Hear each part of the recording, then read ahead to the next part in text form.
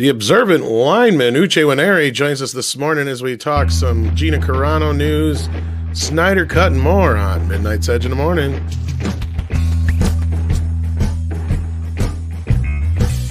Welcome to a brand new week. We're ready to kick things off for you just right here on Midnight's Edge.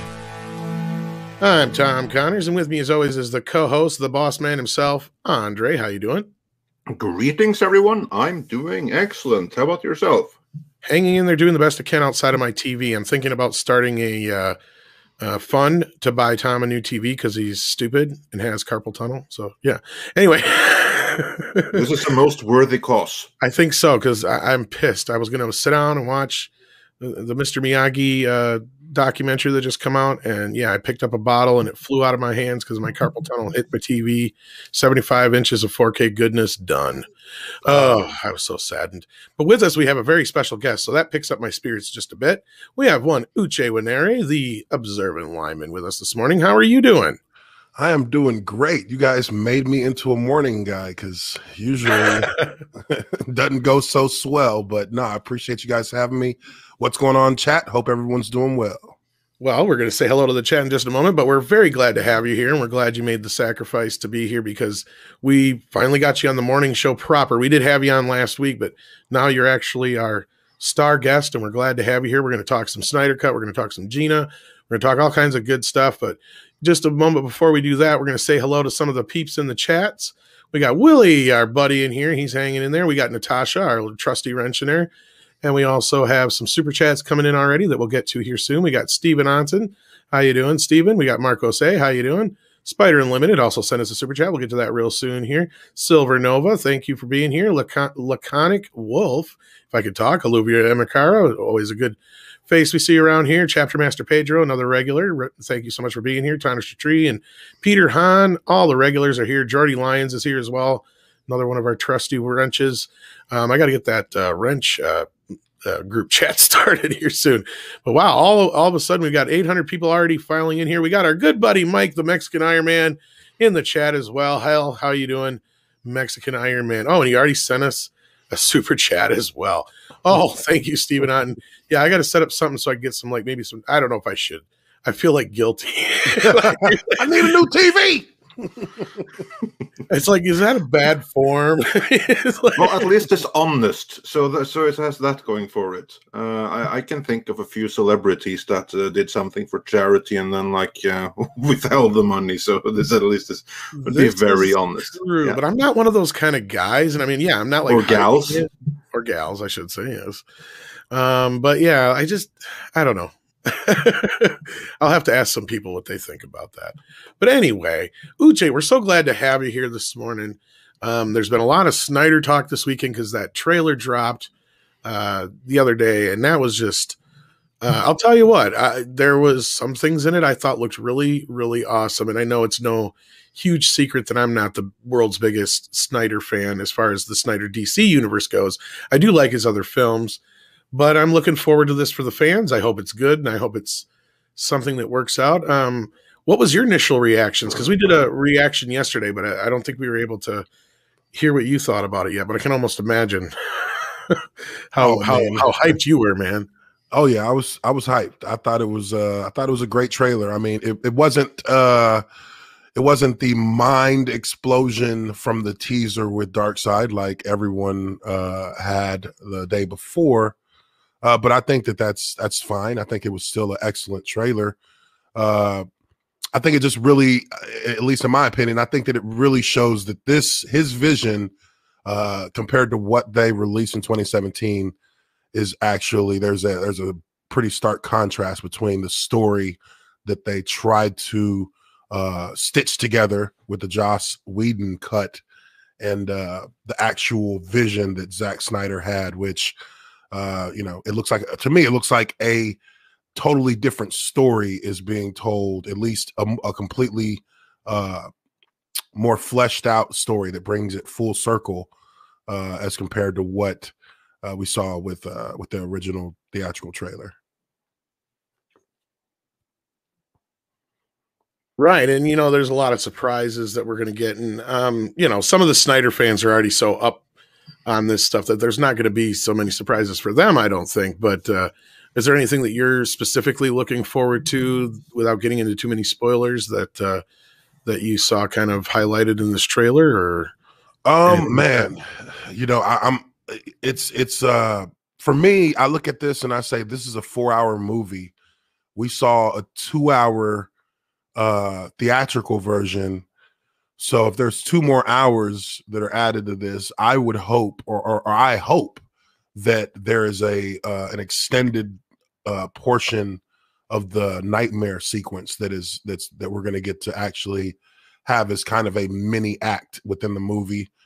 I think that would be dope. Maybe give that 20 or 30 minutes of time to kind of give us a full look at that premonition, because, you know, a lot of people were confused by that in BVS, right? And didn't really see how it fit into the story of everything. Right. That was just a little tease, just dropping a little tease to flesh out later, as you kind of understand why Bruce has such urgency to get a team together and start getting ready to defend the Earth.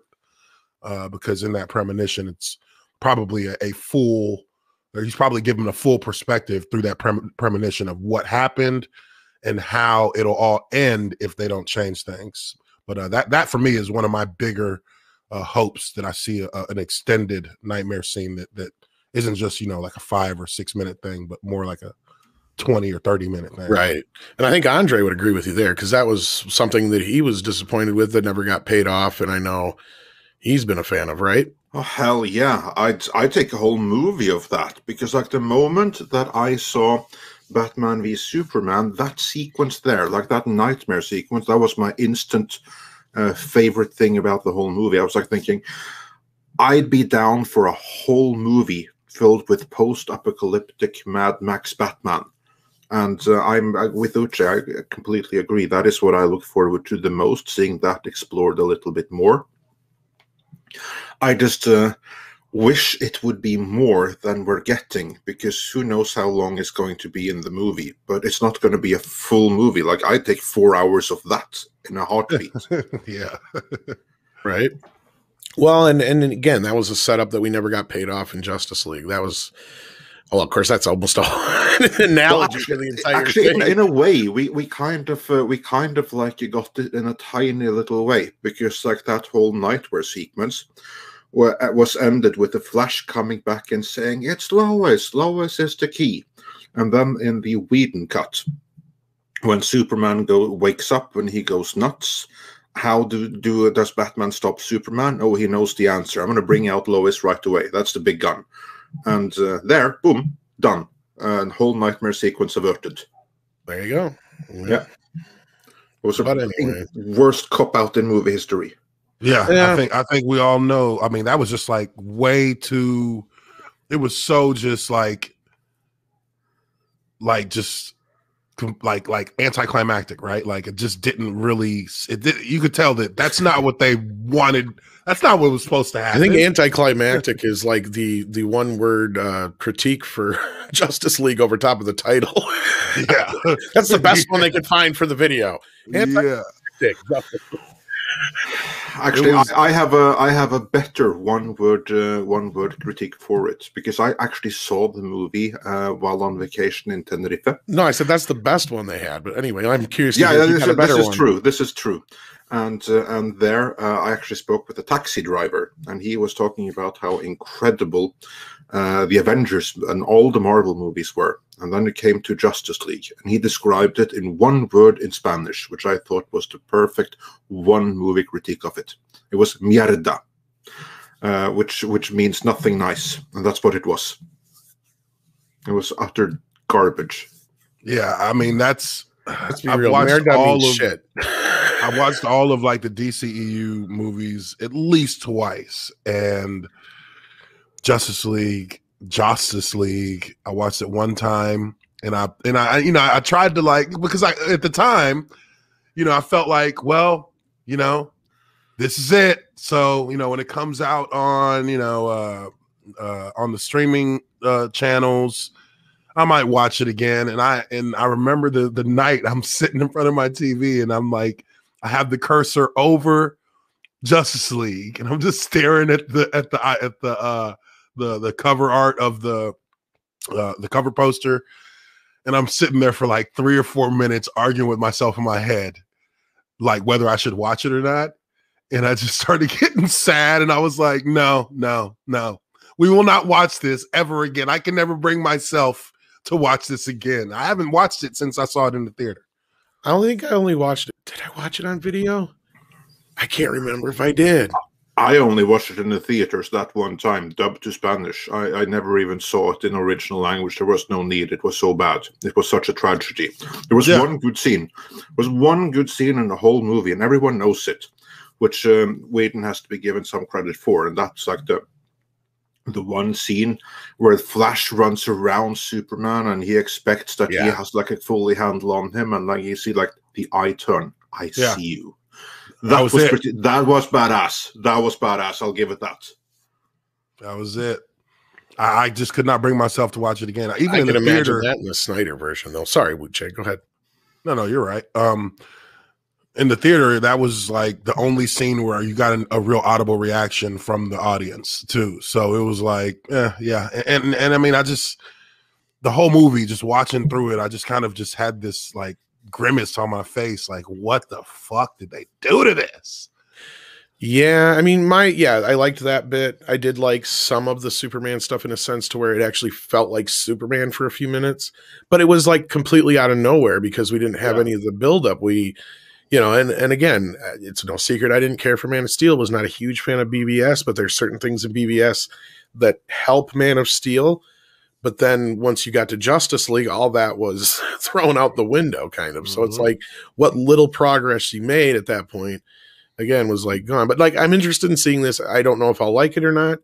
I hope the fans like it. It's, I hate saying it like this, but I know it's not for me. It's not made for me. I wasn't one of the people that was like out there going, release the Snyder cut.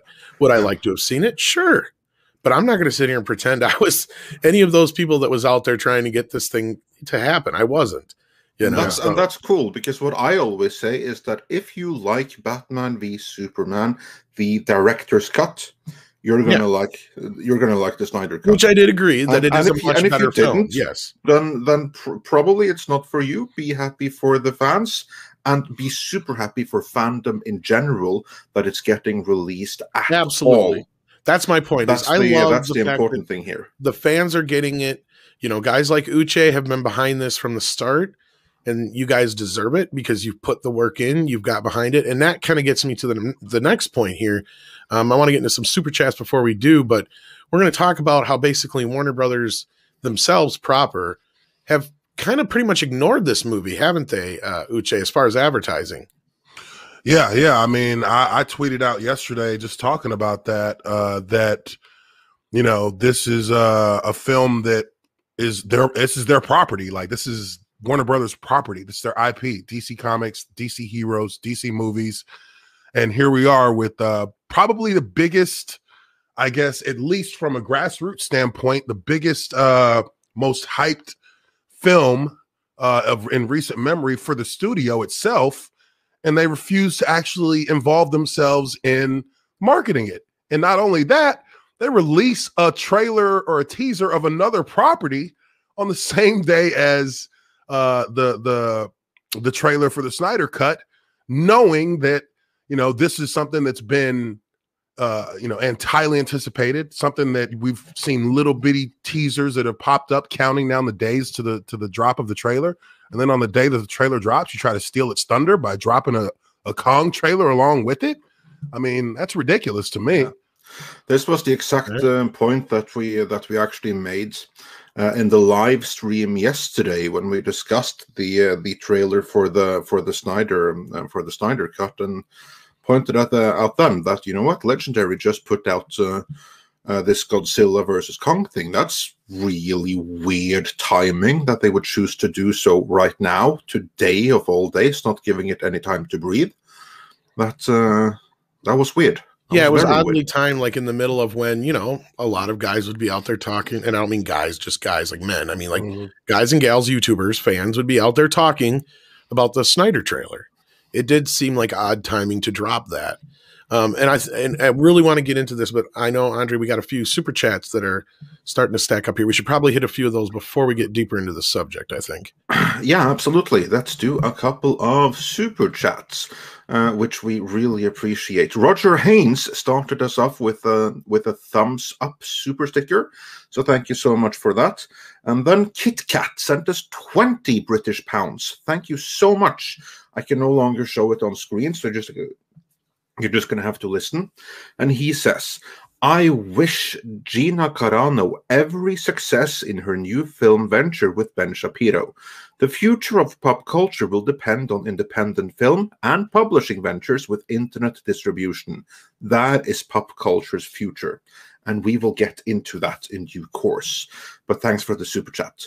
And Stephen Otten says, hail Midnight's Edge and everyone in the chat. Indeed, hail one, hail all. And Panzer Croc says for $5, KK must have photos of Bob Iger in bed with a dead body. I would hire Gina back ASAP, then toss KK and the story group out on their ear. Well, we'll get into that here in a little bit, but yeah, I notice it's funny how words are being tossed about as far as being fired or she quit. And, other people are pointing out maybe she doesn't want to go back, So I think we'll get deeper into that because there's a few things we'll get into with the Gina Carano situation after we talk Snyder Cut. But yeah, definitely keep that super chat in mind, Andre. Yeah, we'll keep that in mind. And also, I would like to mention that, for instance, Kamran Pasha is someone that's worked for Disney, and whenever blackmail is brought up, he doesn't laugh and dismiss it. Yep. Just want to put that out there. Spider Unlimited says for $9.99. Thank you so much.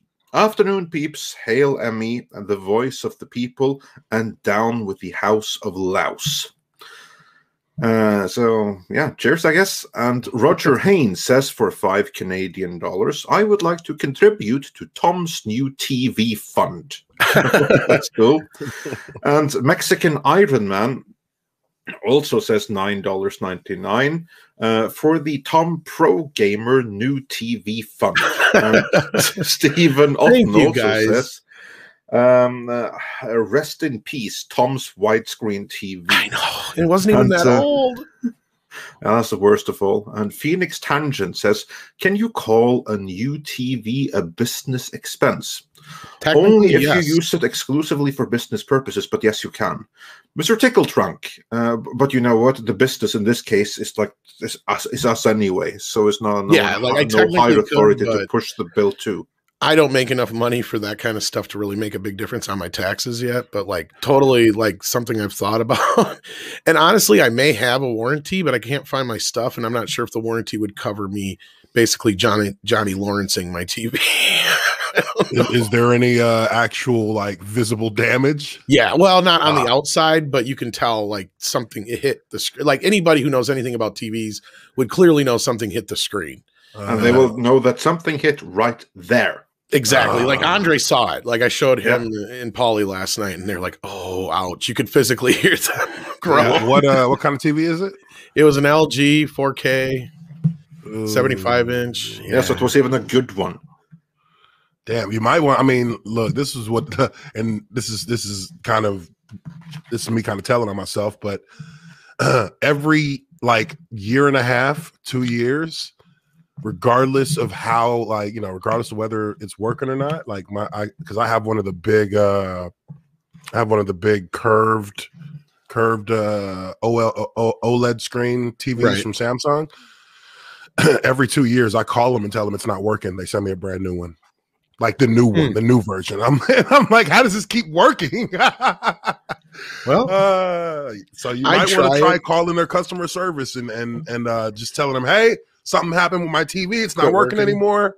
And depending on whether or not they have, because I guess there's a pretty quick turnaround where they discontinue manufacturing on the TV after 6 or 8 months, and then they don't have no parts left when you call. If they don't have any parts left when you call, they'll just send you a new one. I'll try it, but the thing that probably hurts the most was, and I know this is like a real sappy shit, so please don't like give me a bunch of O's, whatever, guys. It was the first thing I bought when actually I made any real money for Midnight's Edge. So it was like kind of my first big purchase for myself. Sentimental value. Yeah, it's more the sentimental thing. And Andre knows what I'm getting. Like, yeah, it was just kind of like, because it was a big deal to me when I went and got it. It was, yeah. So.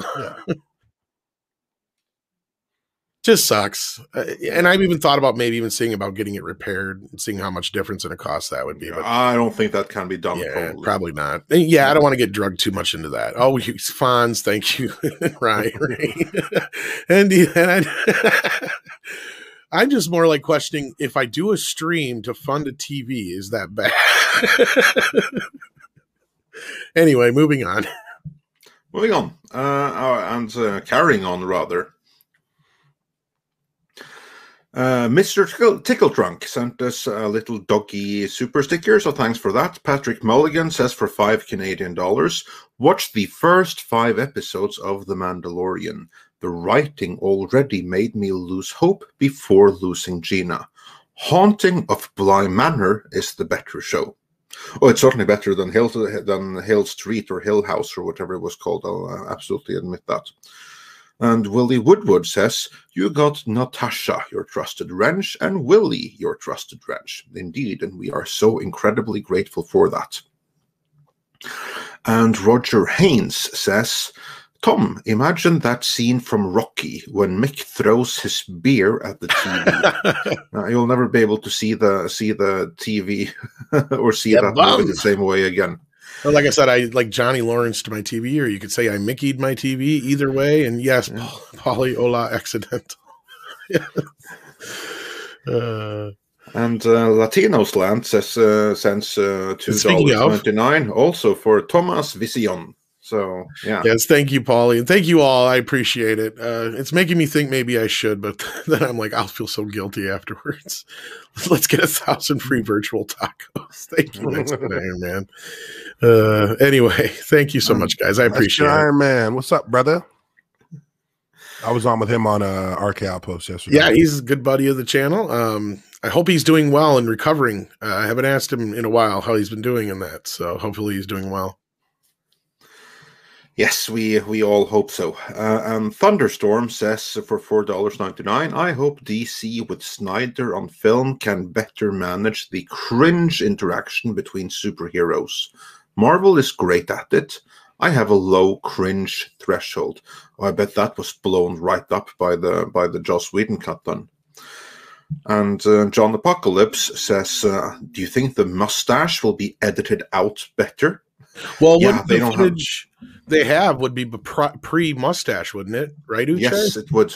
Yeah, everything is there won't be a single frame from Whedon's cut in the movie.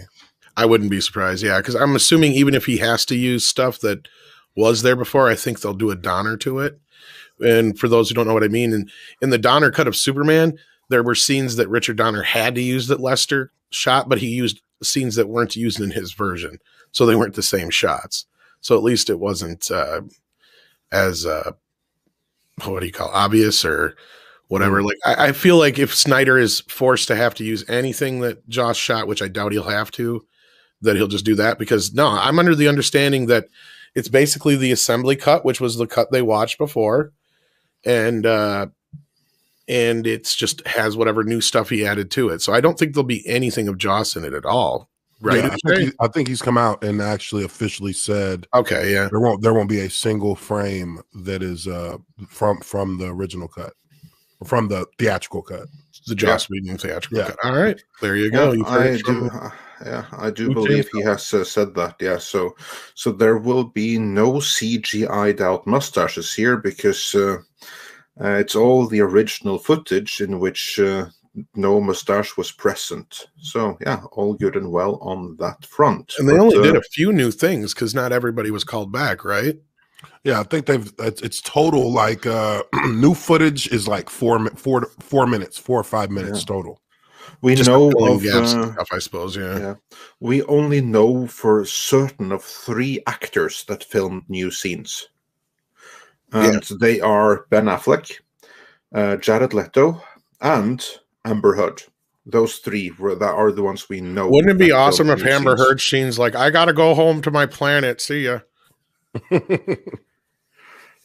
Well, actually, no, I'm not going to spoil anything. What I will say though is that is that her part really is a nightmare. So yeah, she's in the nightmare sequence. Gotcha. I'm interested about this nightmare sequence, like highly interested. Yeah, I think that's going to be the best part of the whole movie. So I can't wait for that. That's really what I look forward to the most, and I kind of like regret knowing that it's just 4 minutes, because that could be 20 minutes, an hour, 4 hours. Like, it couldn't be enough of that, if you ask me. Well, see, that's where I'm wondering if it's because I'm thinking, and this is just in my head, I'm thinking that 4 or 5 minutes of extra footage. If it's part of the nightmare sequence, then it would likely have more to do with Joker and his interactions with Batman. But I mean, I'm just, like I said, we won't know until we know, but I'm assuming that, because he knew he was going to finish the nightmare sequence when he was filming originally, or at least he knew he was going to elaborate on it. I would just hope that it would be, an extended part where they have that 5 minutes added on to it to kind of flesh out, or mix it in there with it to kind of flesh out this whole scenario or situation with Joker. The one thing about the Joker part that I'm really hyped about is, you see him in that police vest that he was in at the end of the trailer. And they didn't show the front side of it. But apparently he's supposed to have like a whole bunch of Gotham Police Department police badges as trophies. So that's going to look pretty freaky. Like, he's going to have all the cops that he's killed, all their badges. Wow, that's pretty wild. And yes, I'm looking pretty jacked today, and that's all thanks to Perry Chan. All you need is Perry Chan. You don't need to work out. You don't need steroids. You just need Perry Chan. So I'm also looking forward to that scene. Like, I'm looking forward to seeing where Jared Leto will take the Joker, because if you look back to the Suicides in the Squad, it was never like him, the person, that was the problem. It was the interpretation of the character as a gangster with all the tattoos and all of that. That's like, it was just a little bit too off kilter. Yes, important to make your own Joker, but that was a little bit too one's own.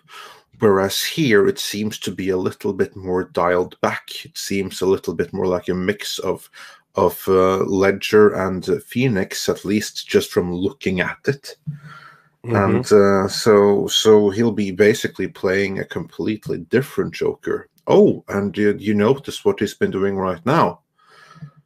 He's going on an apology tour, rolling it back a little bit. All of the shenanigans that he did, that was like pushed on, like, oh, his Joker is going to be so wild. This is all the stuff he did on set, which was like deliberately leaked out there in an attempt to make him seem so edgy and cool, and it just backfired completely. So now, prior to this, he's out there making the rounds, kind of like apologizing and saying that, no, I never sent a dead animal to this person. And then he can't deny the rest because he totally did all that. Yeah, he's got to apologize about sending the used condoms to his freaking co-workers. Yeah, that's like some of the things that he conveniently didn't really comment about. But yeah, so I saw that earlier today, that he's on something of an apology tour, trying to roll back and make everyone forget about the Suicide Squad Joker, because this is such a completely different interpretation. It might as well be completely new. Here, it's in Collider. I can send you the article in the private chat, so you can put it up on screen, because I thought that was Pretty And amusing. he was going through that method acting period, as so I guess, I mean, and obviously I thought it was weird as hell when I heard about it, but he was like staying in character like the entire time when they were filming Suicide Squad. So he was trying to do like these things he thought that Joker would do, sending a box of used condoms, sending like a box full of bullets, like just weird stuff that, I mean, I'm sure they kind of like the actors themselves, raised eyebrows, but yeah, we even got confirmation from somebody who actually worked on the movie that they actually saw one of the packages. Yeah, it was like a dead animal in a condom or some shit like that. Yeah, something disgusting. And again, the whole reason for leaking that was so to build like a legend around build his a little hype Joker. around it. Yeah, exactly. And then sadly, people saw the movie. Well, actually, it was kind of like dead the moment they saw the pictures. I admit that I was like a little bit like, I was excited upon seeing like this Marilyn Manson kind of like angle, but it was like, and it was kind of mesmerizing. So I'm not going to hold like too much against him, but it's just that interpretation that just did not work. And I honestly think that David Ayer is every bit as much to blame for it as Leto is. Yeah.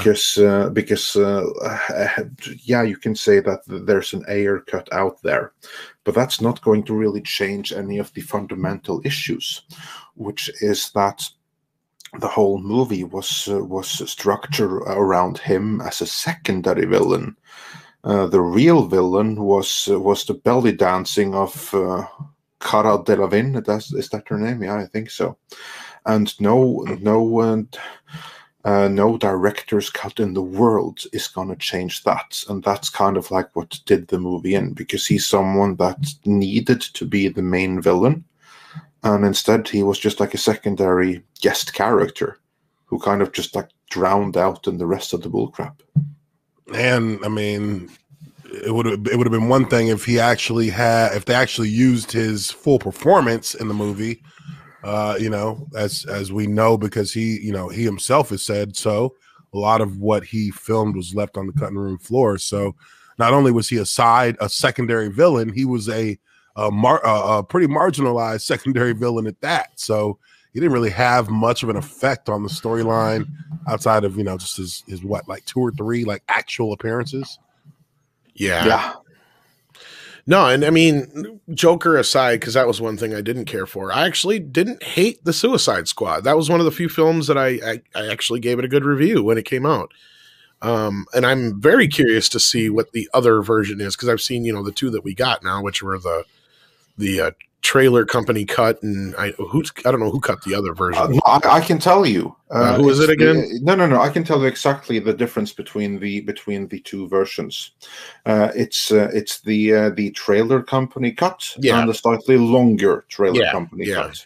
That's the 2. Like truly, it's just a slightly extra, because that was one of the traditional double dips where they released like an extended version, which is fundamentally the same version that they already had out there, but it wasn't the director's cut. I think they did that just because it worked out so well for them doing Batman v Superman in the Ultimate Edition. That's why. I think so too. It was a big mistake of them. It's just so stupid. Like, it's funny. We look at these companies, and you try to assume that they have smart people working in, behind the scenes, behind the curtain. But like, and not just for Warner Brothers, but for like a lot of these major studios, when you actually get into the nuance of what's going on with from a strategic standpoint, they tend to make a lot of very stupid decisions, like a lot of things that don't make sense. And it just kind of baffles me that, when they rely so much on analytics to kind of guide how they market and what audiences they try to attract, these companies just continue to like kind of fall all over themselves the moment that it's brought to light that they are doing underhanded things. They don't know how to actually optimize their reach or their vision for their fans. It's ridiculous. I just never understood how they continue to make dumb decisions across the board. I can explain that.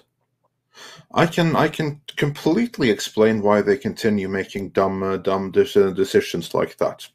For one thing, the people, they are smart, but they are not smart for that. The problem is that many people in Hollywood, they don't like genre movies. They don't like the kind of movies that we like. If to the extent of which they like movies, they understand movies. They like artsy-fartsy awards winners and stuff like that. Things they can brag about in their cocktail parties and that kind of thing. Like, for instance, Tom Rothman, he's a brilliant producer for Ang Lee movies. And things like that. For that, he's brilliant. What he's awful at is being a producer for genre movies, because he doesn't get that. It's a mindset that he simply doesn't have. He doesn't understand the fan perspective. Is too far removed from it. Is completely alien to him. And so they rely on analytics and things like that. But again, without that necessary understanding, when they only have the understanding of artsy-fartsy fare, and they look at analytics, you know what they do? They misinterpret it. They draw the wrong conclusions, and that is if those analytics reveal the interesting things at all. Like, who does that analytics come from? Who does the interpreting? Who asks the questions? Did they do like any kind of study on it? And if so, who led it and decided the questions? Like, there's a whole ecosystem involved in giving them the wrong answers so as not to understand exactly what it is they're doing. I'm not saying this is a good thing, but that's how it is. And maybe a little bit of ego can be added in there with it as well, because you know these companies are all set in the hierarchy system of, you know, CEOs and vice presidents, and whenever these people, you know, like you said, they don't necessarily understand what it is they're looking at when they look at the information and the data that they collect about, you know, responses that they get for movies, or what they think that the fans are going to be more prone to like. I feel like, you know, because I've seen it in football, when there's an obvious answer and it kind of undermines the initial thoughts of the people at top, their egos turn on, and they're like, no, I'm right. We're going to do it this way because this is what I believe is going to lead us to success. And, you know, these people are not people who have ever really dealt with just the common, I guess, quote unquote, the common folk, to understand, you know, what it is that moves the needle. And they continue to think that their perspective is absolute. And it just can, and as of late, you know, recent memory, the last 5-6 years, we just continue to see that it's just not the case. They're really end up having to backtrack and waste time and waste money when they put themselves in corners. Yeah, that's exactly right. Because many of those who work in the film industry, they do not love or understand cinema. Some do, but as I say, it's like artsy-fartsy stuff. And to be clear, I do not mean to be disparaging of art movies or auteur movies.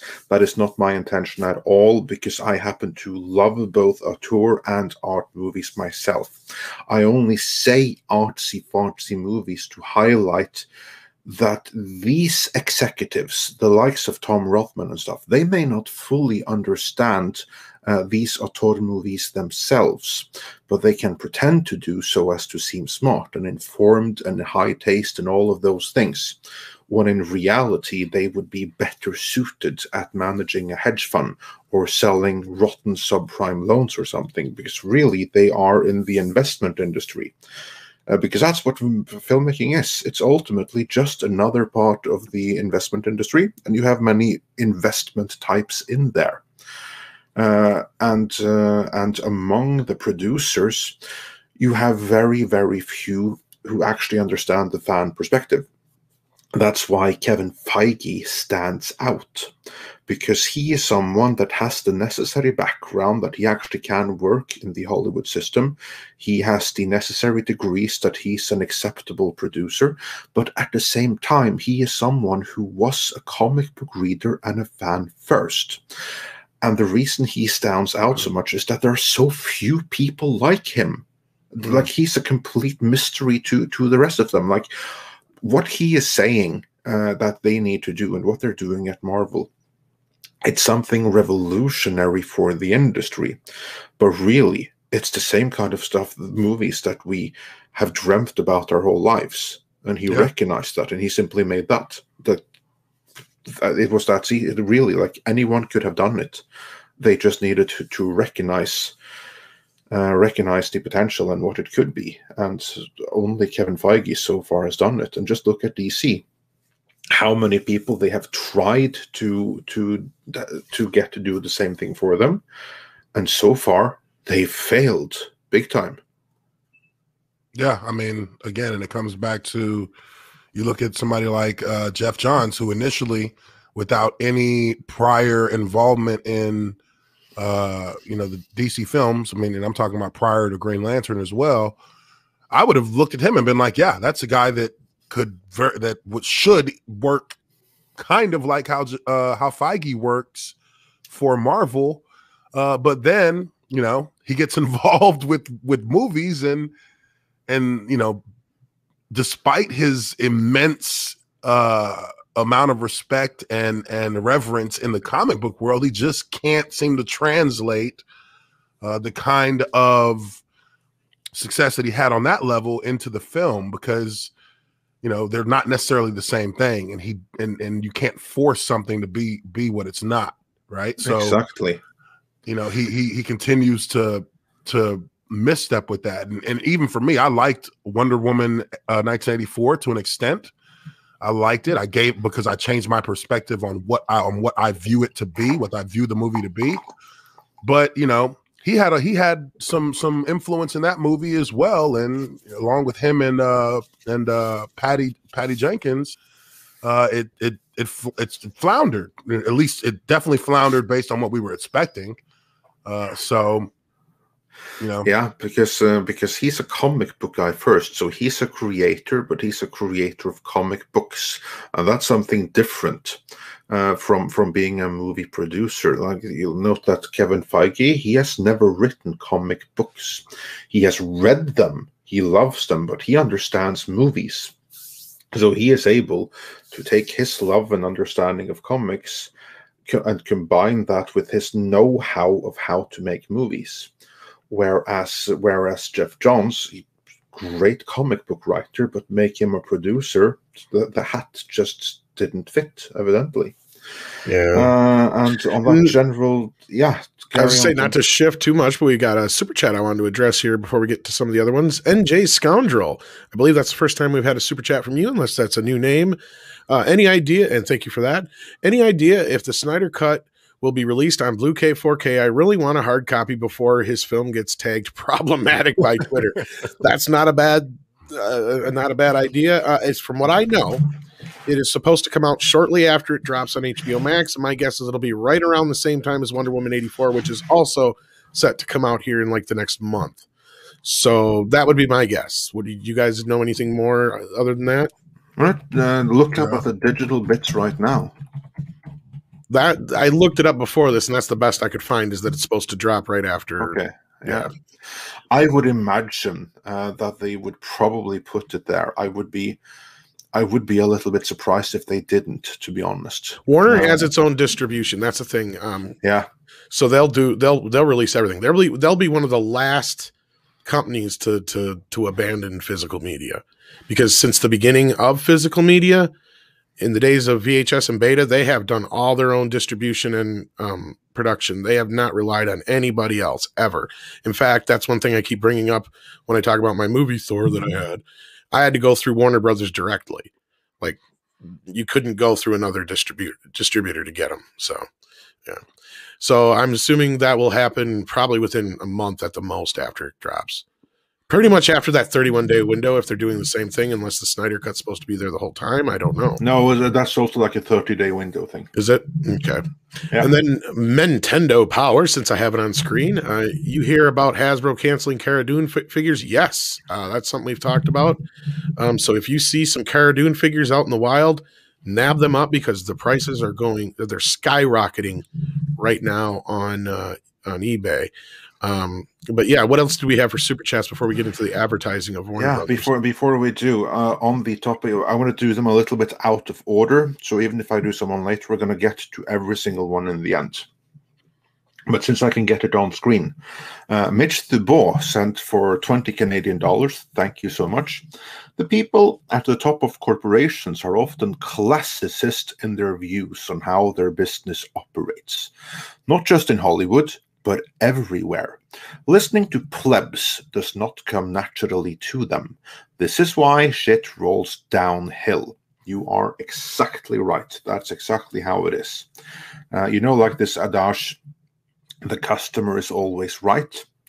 Yeah, well, the higher-ups, they'll never say that. They'll say the customer is always an idiot, an inconvenience the moment they've handed over their money. And that's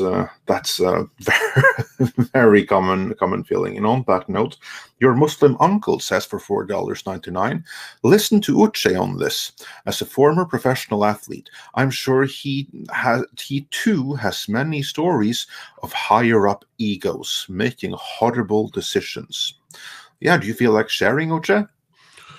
Well, it's funny, and it's actually kind of ironic that this came up this weekend in the same kind of situation. I got a call from a writer at ESPN about a situation with the Jaguars. The Jaguars have a new head coach, and Andre, I don't expect you to know any of this, but the Jaguars have a new head coach. Because I don't. Yeah, they have a new head coach in Urban Meyer. Urban Meyer is probably one of the best collegiate college football head coaches of all time based on just wins, losses, and championships. And so they hire this guy. They give him carte blanche to hire his entire staff the way he sees fit. Well, he hired their head of strength and conditioning from the University of Iowa. And this guy was was genuinely a problematic hire based on a big scandal that he was involved in at the University of Iowa that led them to fire him because of a number of black players complaining to the athletic director about things and comments and actions that he was accused of doing that were geared towards the black players that they felt were racist. And the university did an investigation into it, and they fired him. And the head coach of the Jaguars hired him last week. So I get a call from ESPN to speak to them about it, and I talked to them for about 45 minutes about it, because when this was one of my fears when they hired him as the head coach, was that he was going to do he was going to build his staff in a way that he knows how, which is going to be more in line with collegiate football culture, which is really very different from professional football and how the cultures of the locker room and the franchise slash football program operate. It's football, but the way that it's run and operated is completely different if you're an amateur on the collegiate level as compared to professional on the pro level. So on the collegiate level, it's a dictatorship, to say, for lack of a better word. It's a dictatorship in college. Head coach has all the power. He makes all the decisions. Nobody questions him. Not the same in the NFL. Not by a long shot. I mean, I think everybody who follows the NFL knows that. And he hired this guy. It was a head scratcher for many because of the situation that he was that the strength coach was in at the University of Iowa. And when asked about it by the media, he kind of gave an excuse as to why he hired him.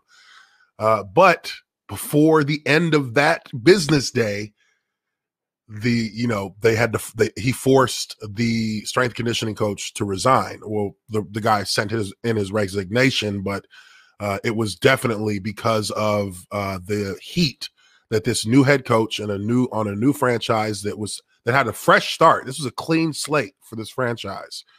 You want to get things off on the right start. You want to have as little distractions as possible.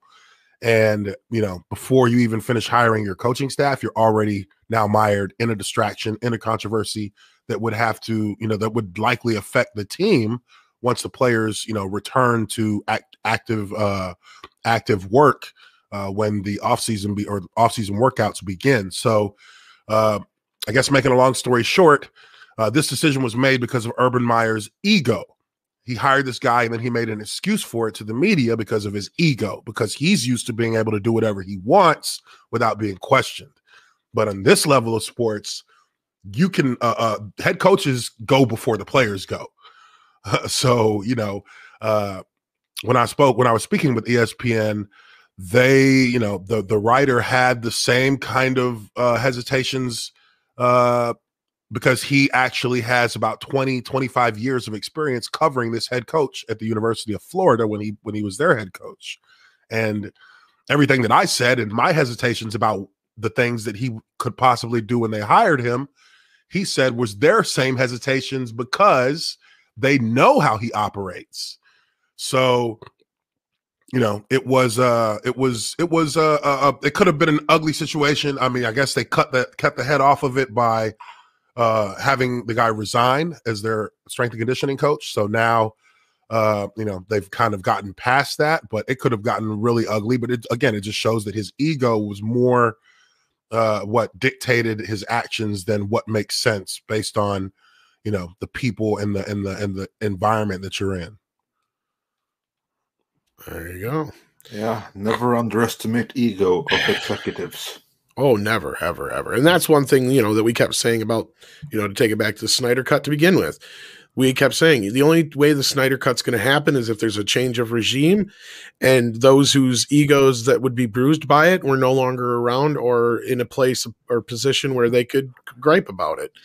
I mean, and all those things came to be, including the one that didn't really matter the most probably, and that would be Joss Whedon's feelings, and he's pretty much canceled now. So, there you go. I mean, it's one of those things where all the things lined up for it to happen. I mean, there's been a few things that have overshadowed it, and I think that's a good place to step on the next bit of business we wanted to touch on, and that is Warner Brothers' inactivity over this film. It's like they don't want to promote it. They don't want anything to do with it. And of course, we know the reason why, and that's because it's AT&T's baby and it's all for HBO Max. So why would Warner Brothers care? Outside of just tangentially. But I definitely want to get everybody else's feelings on this because I know this was something that you noticed as well, Andre, and of course you did too, Uche, with the dropping of that Godzilla trailer right in the middle of the hype for the Snyder trailer.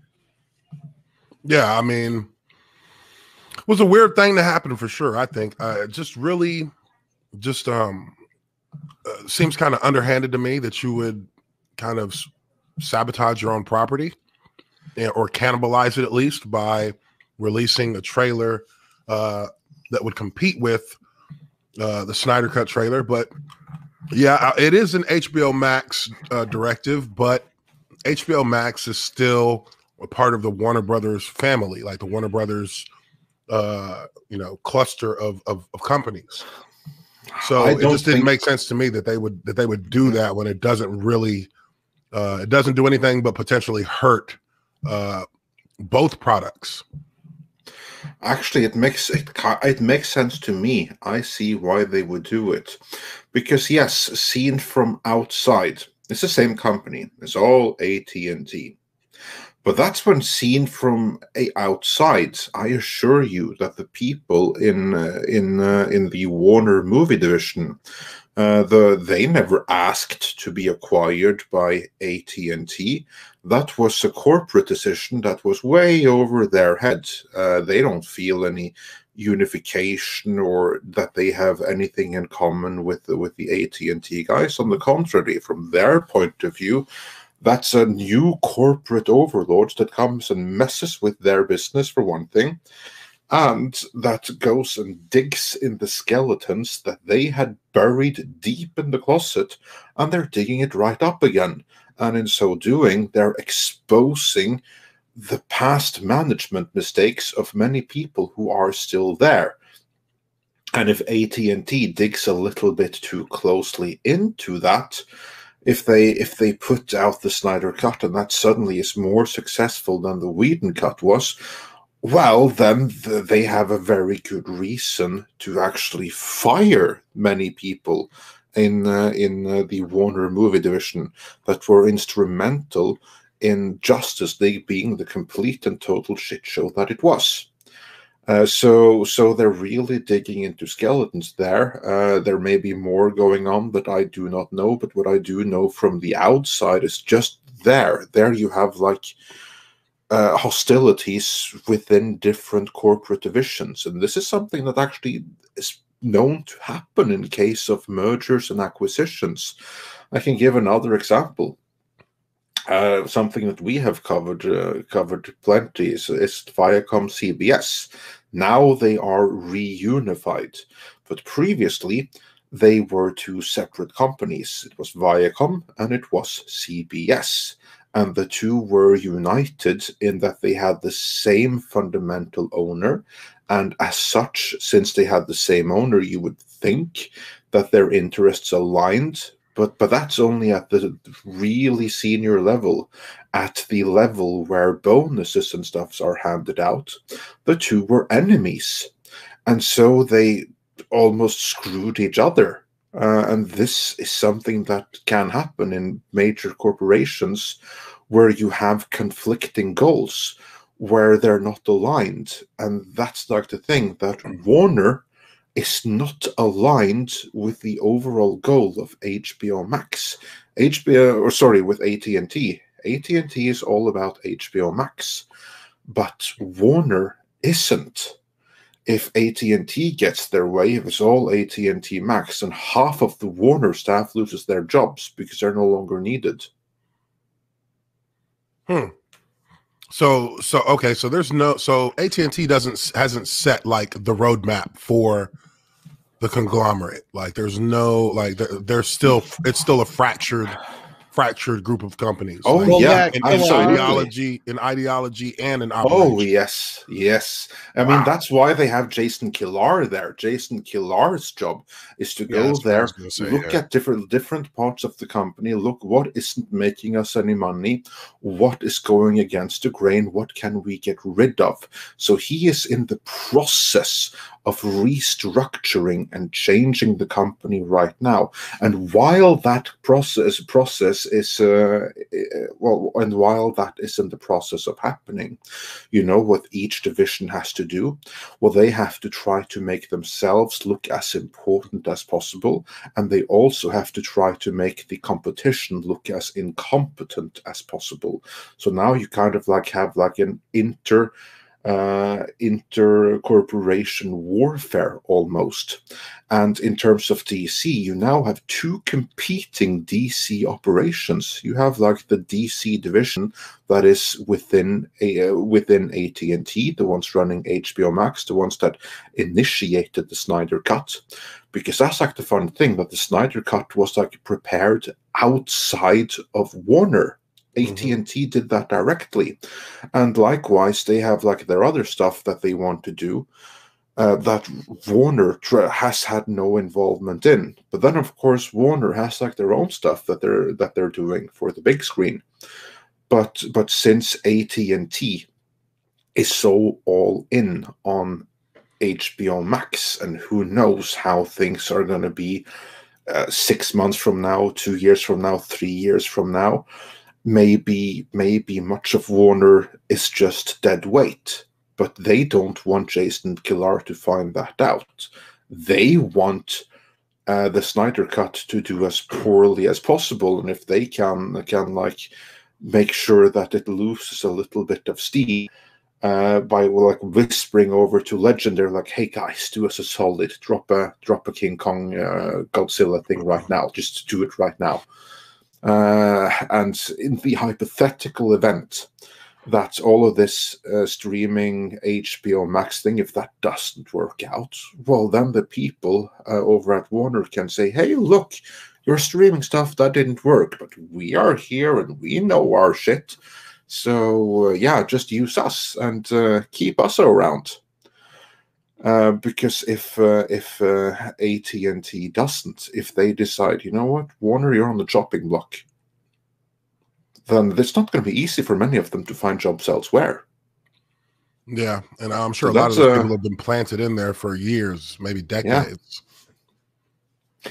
And that's a very big part of the reason for the resistance to the Snyder Cut. I'm not saying it's the only one, but it's a big one, because that's something that could expose the past mistakes of a lot of people still in Warner. Because if that's a hit, then AT&T can say, okay, well, that movie actually worked out pretty okay. Why the heck did you change it? Why the heck didn't you carry on with what you had already started and just do Justice League Part 1? Why did you do like this mismatch of Part 1 and Part 2 combined? Should just done Part 1, then Part 2. Instead, look at the misery that you have done with the Whedon cut, and now Wonder Woman 84 losing all the goodwill. Why the heck should we keep you guys around when we can just continue the Snyderverse thing? That's a big fear of the people in Warner. Well, they should be scared. Worst case scenario for them, hell, Zack Snyder might fuck around and be running Warner's movie department. No, I don't know for sure what's going to happen, but I do know that AT&T, they're like, you know what, we're going to go with what works and what makes us money. And if what Snyder is doing brings more subscribers to HBO Max, and what Warner was doing, like Wonder Woman 84, isn't, then we're going to continue with what Snyder was doing, and not those guys that supported the whole Whedon stuff. Yeah, I think that's right on the money, because, I mean, whether we like it or not, this streaming thing is the future. I mean, it's going that way. Theaters, I think, will find a new role, but the streaming thing is it's really where the future is for the movie industry. At least it's going to be a big part of it. It's going to be a necessary part of it, I think, in order to be successful. And I think with Wonder Woman 84, which, like I said, I mean, I liked it to an extent. I liked elements of it. I mean, I've watched it a few times, and my opinion of it has come down to more level of, yeah, it's not what I wanted, not what I really wanted, but there are parts that I can dig. But that's Warner Brothers. That's Warner Brothers that did that. That's the picture side, the movie studio that did that. And that, you know, middling at best for HBO Max. So I think that's already a strike one for the studio side versus HBO Max. Not only that, that actually is the embodiment of the alternative to what Snyder was doing.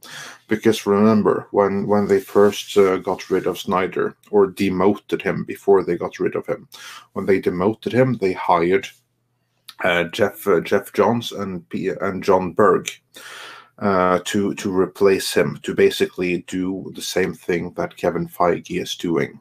And on their very brief tenure, they were able to greenlight a few movies, and those movies were the response to Justice League. That was them saying, this is the new direction that we want to take for DC going forward, to distance ourselves from Zack Snyder. And those movies, the one with which they wanted to distance themselves from Zack Snyder, was Aquaman, wherein director, what's his name again, James Wan, actually pulled it closer to what Snyder was doing. Then it was Shazam, and it was Wonder Woman 84. Those were the three movies that they greenlit as, like, this is the opposite of what Snyder is doing. And of those three, only one of them really worked, and that was Aquaman. And the other two, You can like Shazam. I'm not going to begrudge you if you do, but from a financial point of view, it wasn't all that. Whereas Wonder Woman 84, that was a failure in pretty much every department. So basically, you started out strong, and then it got worse and worse and worse. I think that the with the timing of things, coincidentally, I feel like there's kind of a shift back to that more gritty feel for DC movies with what people are kind of like wanting to see now. I think that maybe if they started the DCEU 3 years ago, they would be in a better position, because that age of that all in for the Marvel look, the Marvel feel, that kind of started to dissipate a little bit after Endgame, I think. Yeah, I think you're right. I think they were too ahead of the time. Yeah, I think it just came out like they started at the wrong time. I mean, obviously they couldn't have known then, but I feel like if they started with Man of Steel like this year and just you run that same gamut, I think you get a different kind of reception from the public. I agree. I think the movies may have been too ahead of their time for when they were released.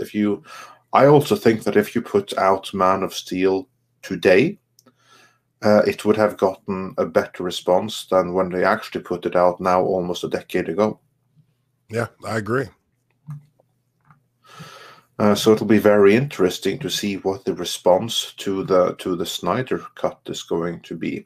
Because again, I will say that if you liked Batman v Superman, the director's cut, you're probably going to like the Snyder cut as well.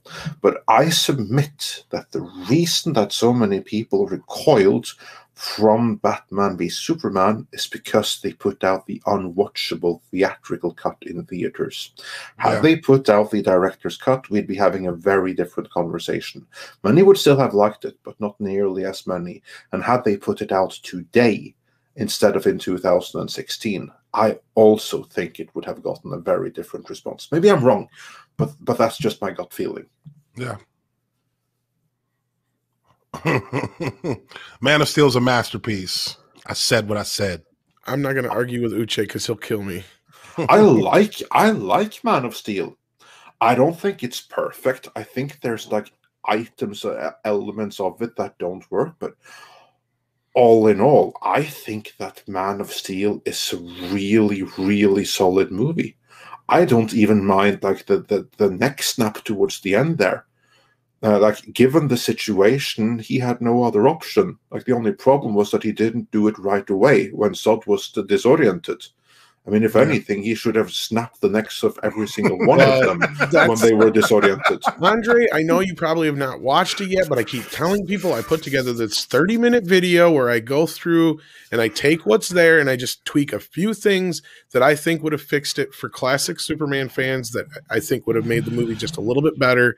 But again, and that's one of the things, is that Clark does not take advantage of the fact that the other guy, the bad guys, like the Kryptonians, I was trying to think of the word, they have to adapt.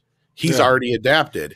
And I can't believe he didn't use that to his advantage. That's one of the points I make. And yeah, there's just a few little things that I just tweaked a little bit, that like, because even the end of the movie, I don't think I changed any of that as far as I remember. It was because that leads just fine into Batman v Superman, because that's one of the things I love about the opening of BVS, is that we get to see it from Bruce Wayne's point of view, and you totally understand why he would feel the way he does.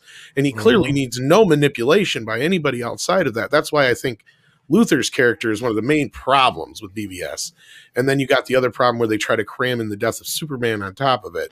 Yeah, that was an issue. If you take all that away from the film, it's not a bad movie. When you just have, this guy like Batman, and that's one thing that the extended cut does add, or the director's cut, whatever, of Ultimate Edition. That's what it's called. I was trying to think.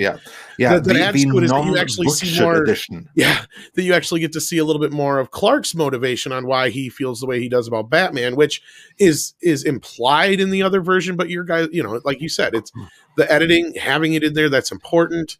This is going to be one of those situations where, in 50 years from now, guys like us are going to look back on it and they're going to analyze the shit out of it about how to screw up one of the most sure things in history. Yeah, like how do you miss the free throw? Right? How did you miss the free throw? Damn it! Or to use one of your closer analogies, like missing the field goal from only like 10 yards out, right? Yeah, absolutely. How did you miss the extra point? On that note, Cynical Lindsay says, "Hey, I love Temple of Doom, so I can relate to it." I have to ask, do people not like Temple of Doom? There is well, here's the thing. When it first came out, here's one of the things that nobody remembers. Now, everybody has that revisionist history about everybody hating Empire when it came out. That's not true. There was a lot of people who were very upset about Temple of Doom when it came out.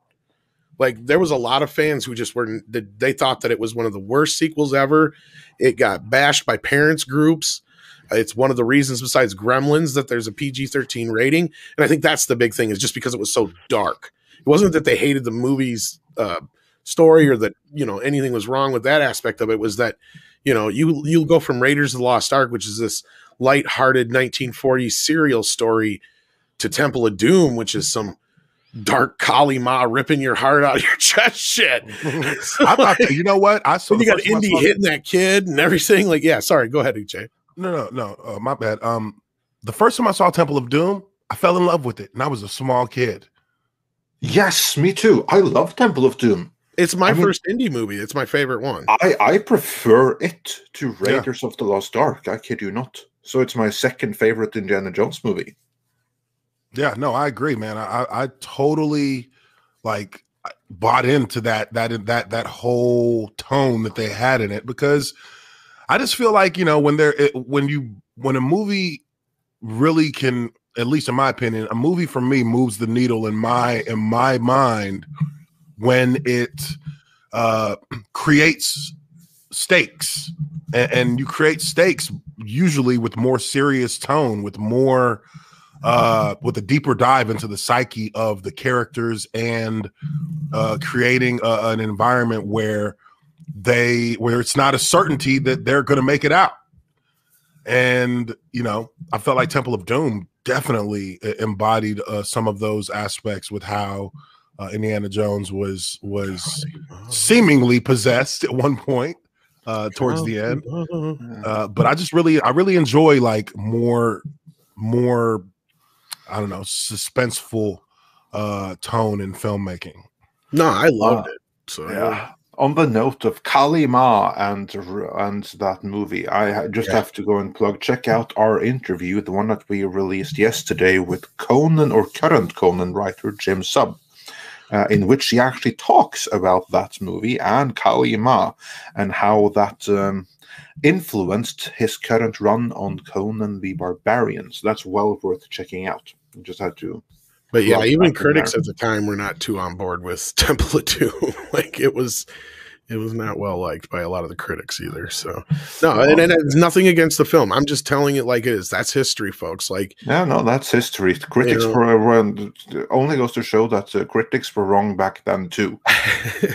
Well, and like I said, you got to understand, this is a time before there was a PG-13 rating. And I can understand certain aspects of parents groups and all that kind of stuff, way they came at it. And Gremlins was another one. You watch that movie now, and there's still people who don't believe that it's PG. It's like, no, that's PG. Jaws, all those movies, PG. They didn't have a PG-13 back then. It was either you're a pussy or you can't go because you're too little. My kids are having nightmares. Well, that's a problem with the rating system. So and actually, Siskel and Ebert might have been one of the few critics that I'd have to check, but they may have actually been one of the few critics that were nice to Temple of Doom, because they usually gave George Lucas a pass and Spielberg a pass up until like things like Howard the Duck, because they even were going out and like going out and defending the original Star Wars against all these hoity-toity critics where they were just bashing the hell out of the film because they didn't understand it. You know, they're like, oh, it's just a bunch of talking dogs and spaceships and blowing up and fast cuts. And, you know, Ebert and Siskel are out there like, you just don't get it. This is the kind of stuff we grew up with. This is Buck Rogers. This is what the hell is wrong with you? You know, like, yeah, they totally were out there defending the shit out of it. So, yeah. Yeah, and you see, those are the critics that we still remember and talk about today because they were on the right side of history. Well, the only thing I disagreed with Siskel and Ebert fundamentally was their very bad take on horror films. Outside of that, they were always on the better side of the argument. Even if I don't agree with all their, you know, critiques of films per se, they were always on the forefront of, you know, what's better for film. They didn't like editing. They fought for letterboxing, all that kind of stuff. Yeah. Speaking of all that kind of stuff, I want to run through more super chats before we start transitioning into the next topic, which is of course Gina Carano, and to the extent of which there really was any kind of backlash at Disney, and if so, how bad. But before we get to that, then we had, let's see, Lego Darth Jar Jar said for $5. Didn't Snyder say back in 2016 that he was filming Justice League 1 and 2 at the same time?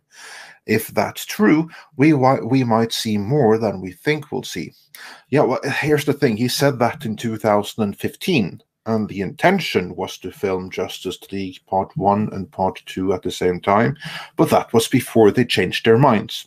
And they changed their minds, or rather the higher-ups at Warner changed their minds on Zack Snyder's behalf when Batman v Superman came out, and audiences kind of recoiled from it, which isn't, I would say, is not Snyder's fault. That's the Warner executive's fault, because they knew what he was doing and they butchered his vision before putting it in theaters. But anyway, then they made the call that, you know what, no, we're not going to do parts 1 and part 2. We're going to do just one movie, so you're going to have to truncate it. You have 3 weeks. Go. Go.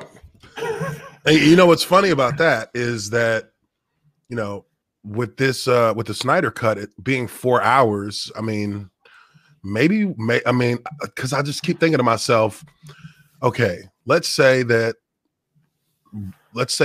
a regular circumstance, the original Justice League theatrical cut was 2 hours, so add 2 more hours to that, you got a 4-hour movie. Is there a chance that we probably are going to get a kind of a shortened version that really can be looked at as Justice League 1 and 2 being made into one movie? I mean, isn't that essentially kind of what we're getting here, though? Yeah, kind of. It is, because they had to truncate the movie, and my understanding is that what got sacrificed in that crushing the two together. Yeah, if truncation is a word, what suffered there was the nightmare sequence. Because my understanding is that the original plan was that Batman v Superman, there is a premonition of the nightmare, of like the Mad Max thing to come. Justice League Part 1, then Darkseid comes and the world actually goes to hell. Meaning we get nightmare, not as a nightmare, but like this is reality now. We're now in Mad Max level. And then carry on through there until in part 2, they find a way to go back in time and change and make everything okay again. And Batman sacrifices himself to save everything, and then history is kind of like restored. That was, from my understanding, was going to be the story of the two-parter as originally written and envisioned. Of course, that didn't happen. They had to change it completely in the weeks before, like literally weeks before filming. They had to change all that. And many things had to go, but one of the big ones was the nightmare sequence, which was going to be it was going to be a whole movie's worth of it, basically, all those spread across 2 movies. I'll take that any day. Yeah, me too. Does that not sound amazing? I mean, absolutely, dude. I mean, everybody was blown away, even though confused because the theatrical cut was edited to a mess. I mean, that was the one thing, like you said before, a lot of people were blown away and wanted that to be elaborated on. So if one of the movies was going to initially be, you know, that nightmare sequence in real time, it's really like it happened. I mean, I would have loved to. I mean, who wouldn't have loved to get an hour and a half at least of that before they get it back into the time travel stuff? Yeah, it was like going to be like an hour and a half or something of it kind of scattered across 2 movies. I think that was like, isn't that the whole point, kind of, at least of that storyline, is that we're going to get the nightmare if the Justice League doesn't unite? Isn't that kind of the whole thing? That's what it became. Yeah, that's what it became, because in the truncating, then it became like, oh, Batman had this vision, and we have to stop this future. Well, yeah, but I mean, was that ever going to be the thing? Were they ever going to go to the Injustice storyline, or was that just a setup for that nightmare bit, and then they prevent that? That was I still feel like that probably was part of the main story to begin with. Wasn't it? That's what happened after he was forced to truncate the movies. Then it became a vision to be prevented, which is why he has to like now assemble the team in advance to ensure that this doesn't happen. So that became like certainly what happened in the Joss Whedon cut. Well, that's how they address it right there. Superman wakes up, and now, wise to what he was warned of by the Flash in the previous movie, it was Bruce Wayne. He goes and he gets Lois Lane, because he was told she's the key to everything. It's Lois. So he goes and collects Lois. Nightmare averted. And that's how they solved it in the Whedon. Regardless, like, here's my thing. What's funny though, I will say this: I may have seen Justice League twice, but if I've only seen it once, I remember quite a bit of it. Like, that's what's funny. Usually cringe shit usually sticks in your mind for a while. Well, and it's not just the cringe. They're like the scene we talked about earlier. You know, that was a plus. There was some bits where I did feel like we got Superman. There was some bits with Batman where I was kind of like, I did enjoy them sprinkling in, you know, I mean, even though whatever with the music, I did enjoy what Danny Elfman did with it. I did enjoy them sprinkling in. I hated that shit. I know you do, Uche, and I totally respect and appreciate where you're coming from. But I've not been a fan at all of Hans Zimmer's scores and the Junkie XL stuff. I'm not. You didn't like it? You didn't like his scores?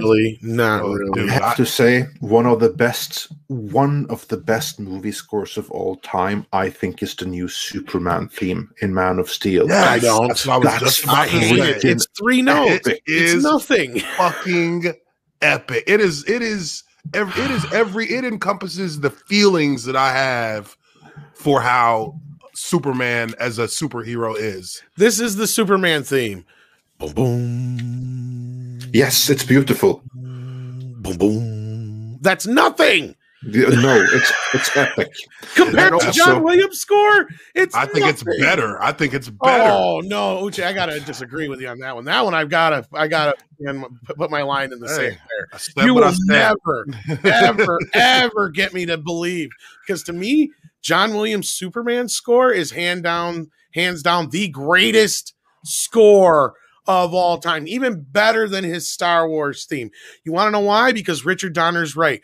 When it comes on and it goes, dun, dun, dun, dun, dun, dun, dun, it sings the word Superman, motherfucker, and you hear it and you know it, and it's Superman. And to me, that theme is Superman. I don't care which version you use. If you would have used that version with Henry Cavill, I would have got out of my seat and cheered, because I said what I said. Tom, I'm going to say something that's going to be blasphemy right now, so you might want to cover your ears.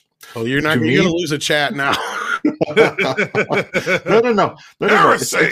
It's a great theme. It's a very, very great theme, absolutely. But like, if I close my eyes, I have a very hard time separating the Superman theme from the Spaceballs theme and the He-Man and the Masters of the Universe Then you just theme, don't have a musical ear. and even the Police Academy theme.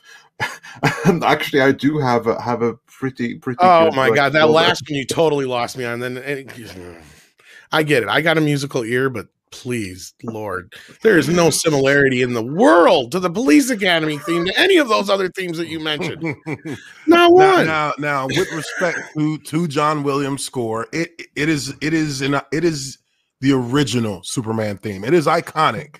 Yes, even the Batman theme from even those themes from decades ago will be surpassed by something that brings the same that can trigger the same kind of whimsical emotional feels. And I'm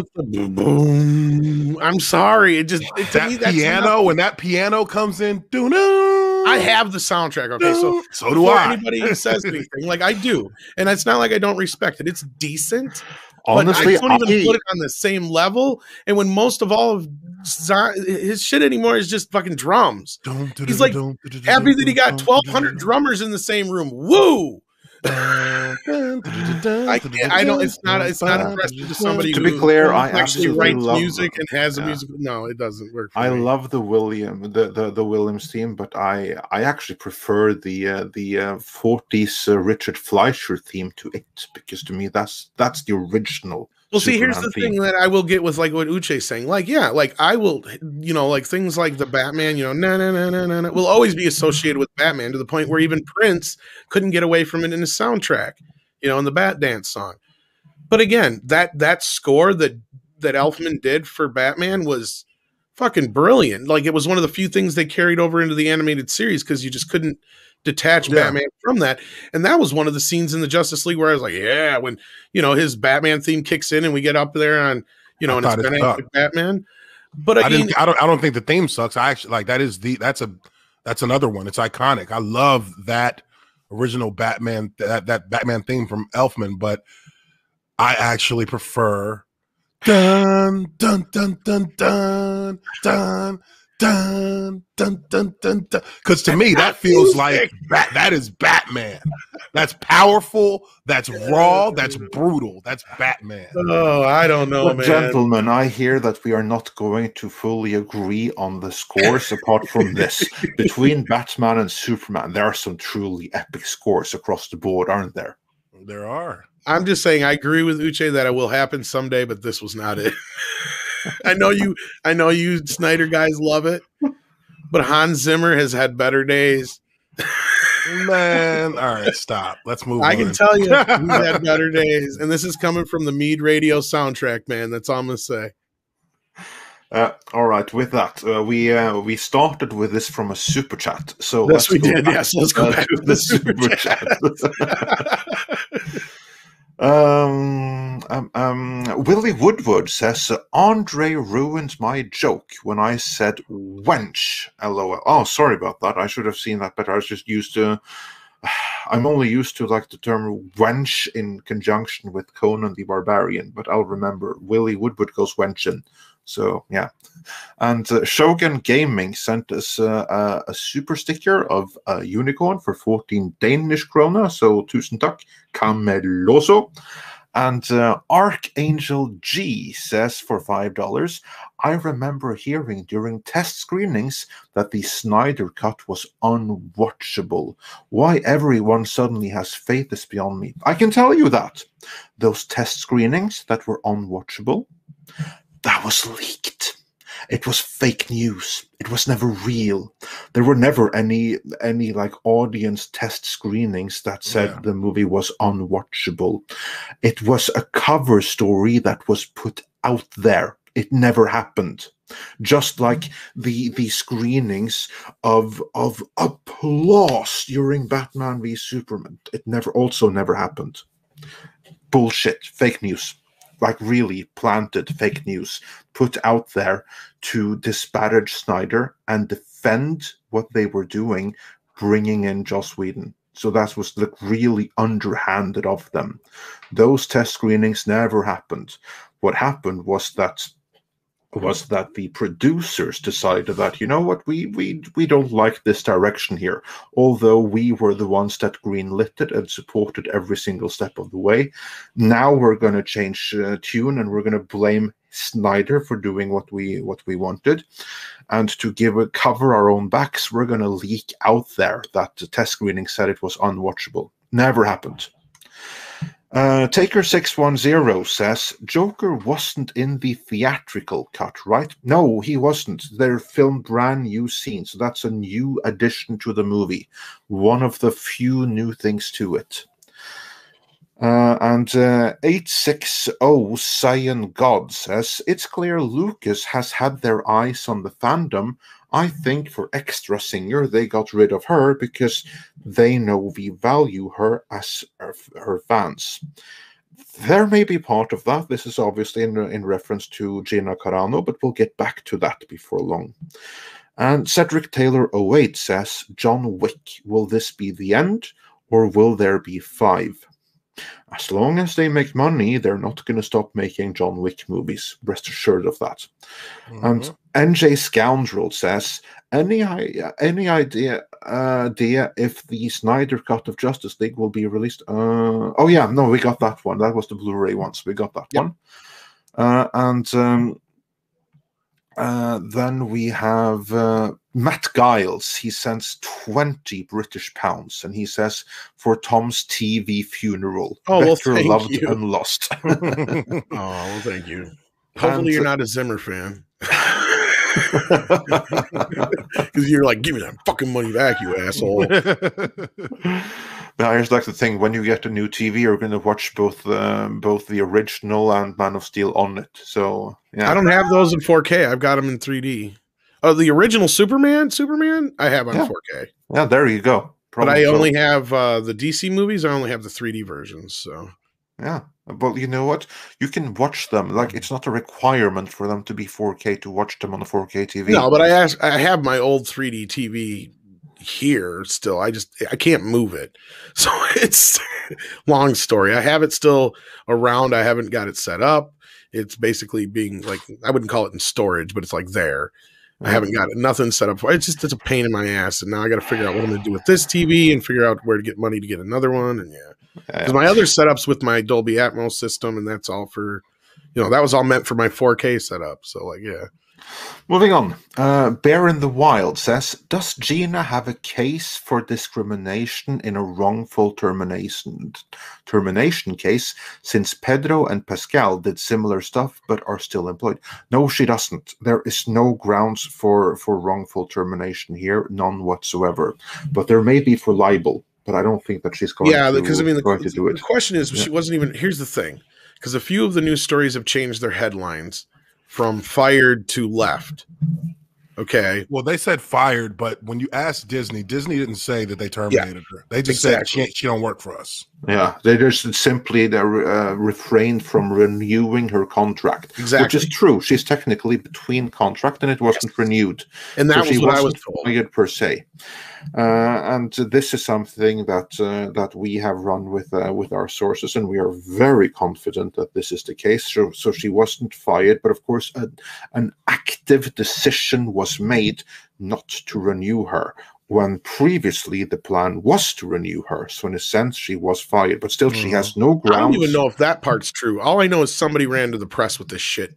Yeah, but even there, she has no grounds for any kind of unlawful termination, none whatsoever.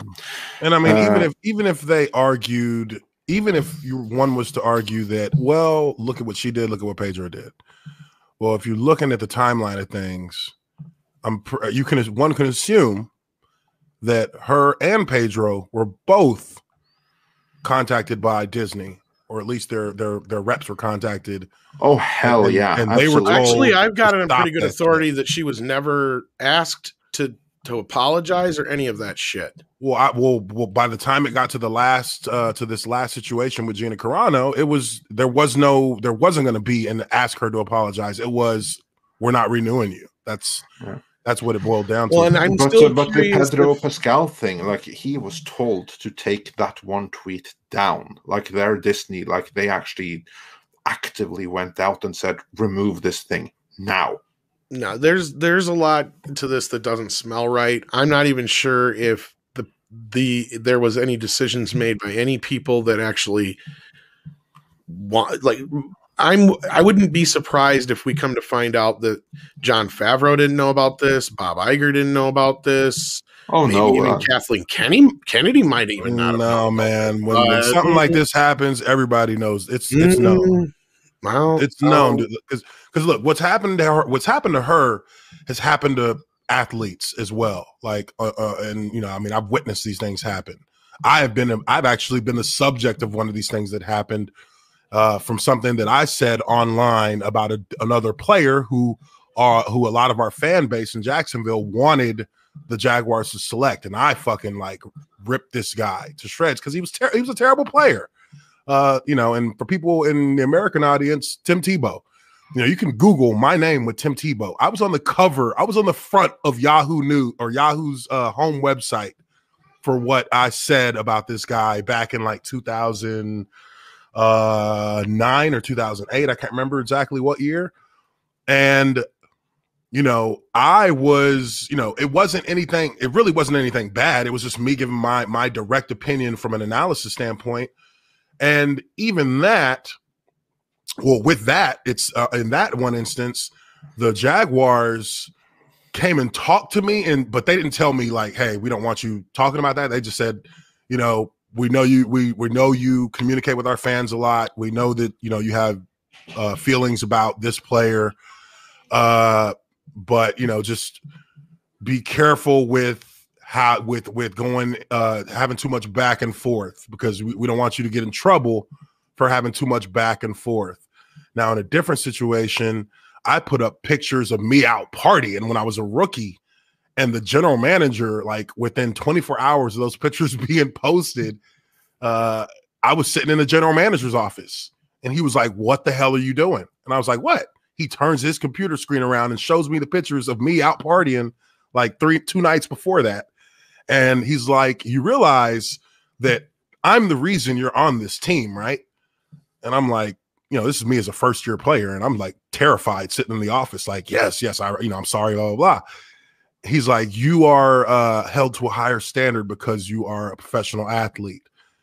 We have kids who look up to you. We have kids who want to be you.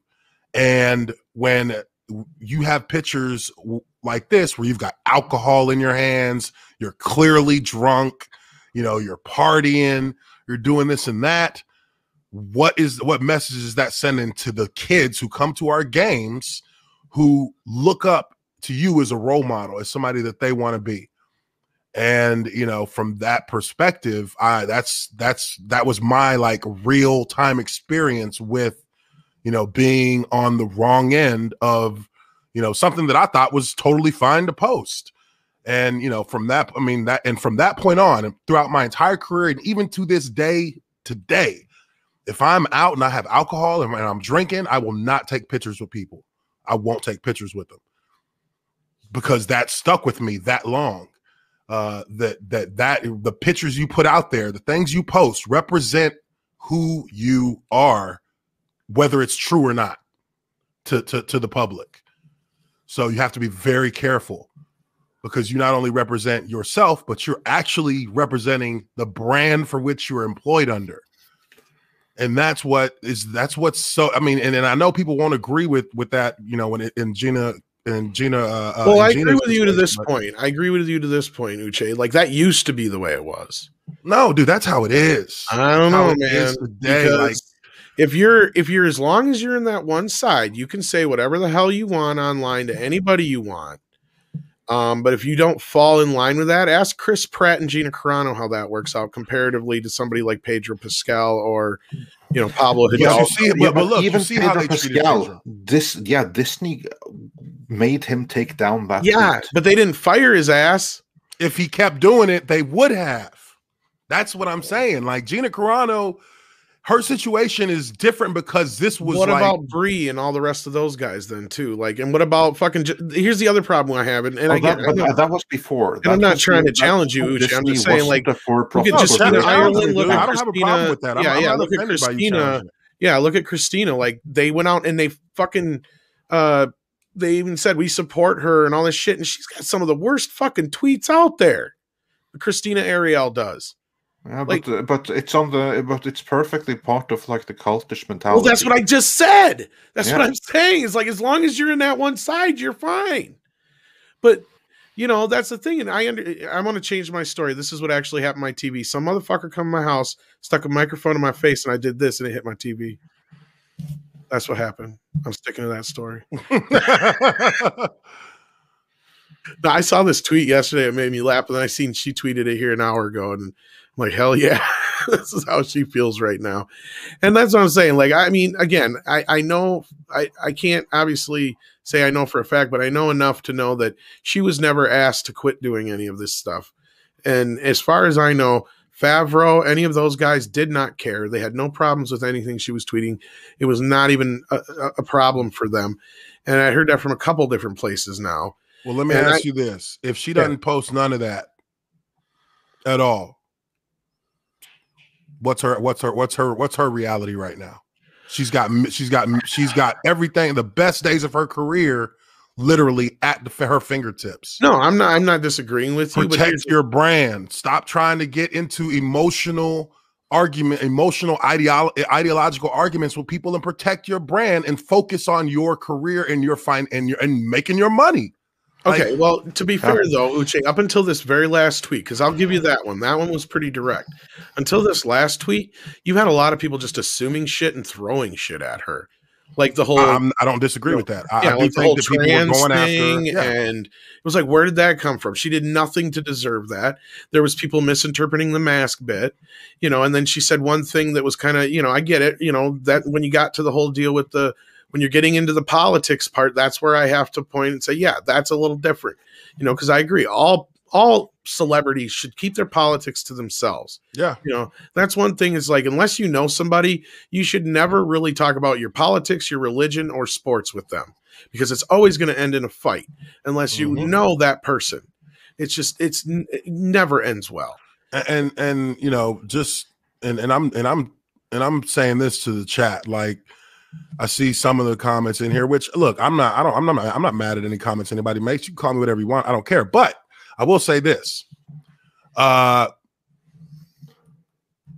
In the world of a public figure, it doesn't matter whether you're right or wrong. It doesn't matter whether what she said was technically right. It doesn't matter whether you agree. The simple fact that you put it out there means that you have now placed yourself in a position where you can be used by one side or the other. So don't put it out there. If you have to think for 1 microsecond whether or not this is a good, the right post to put out right now, why am I putting this post out here? Why am I posting this? For what reason? To what end?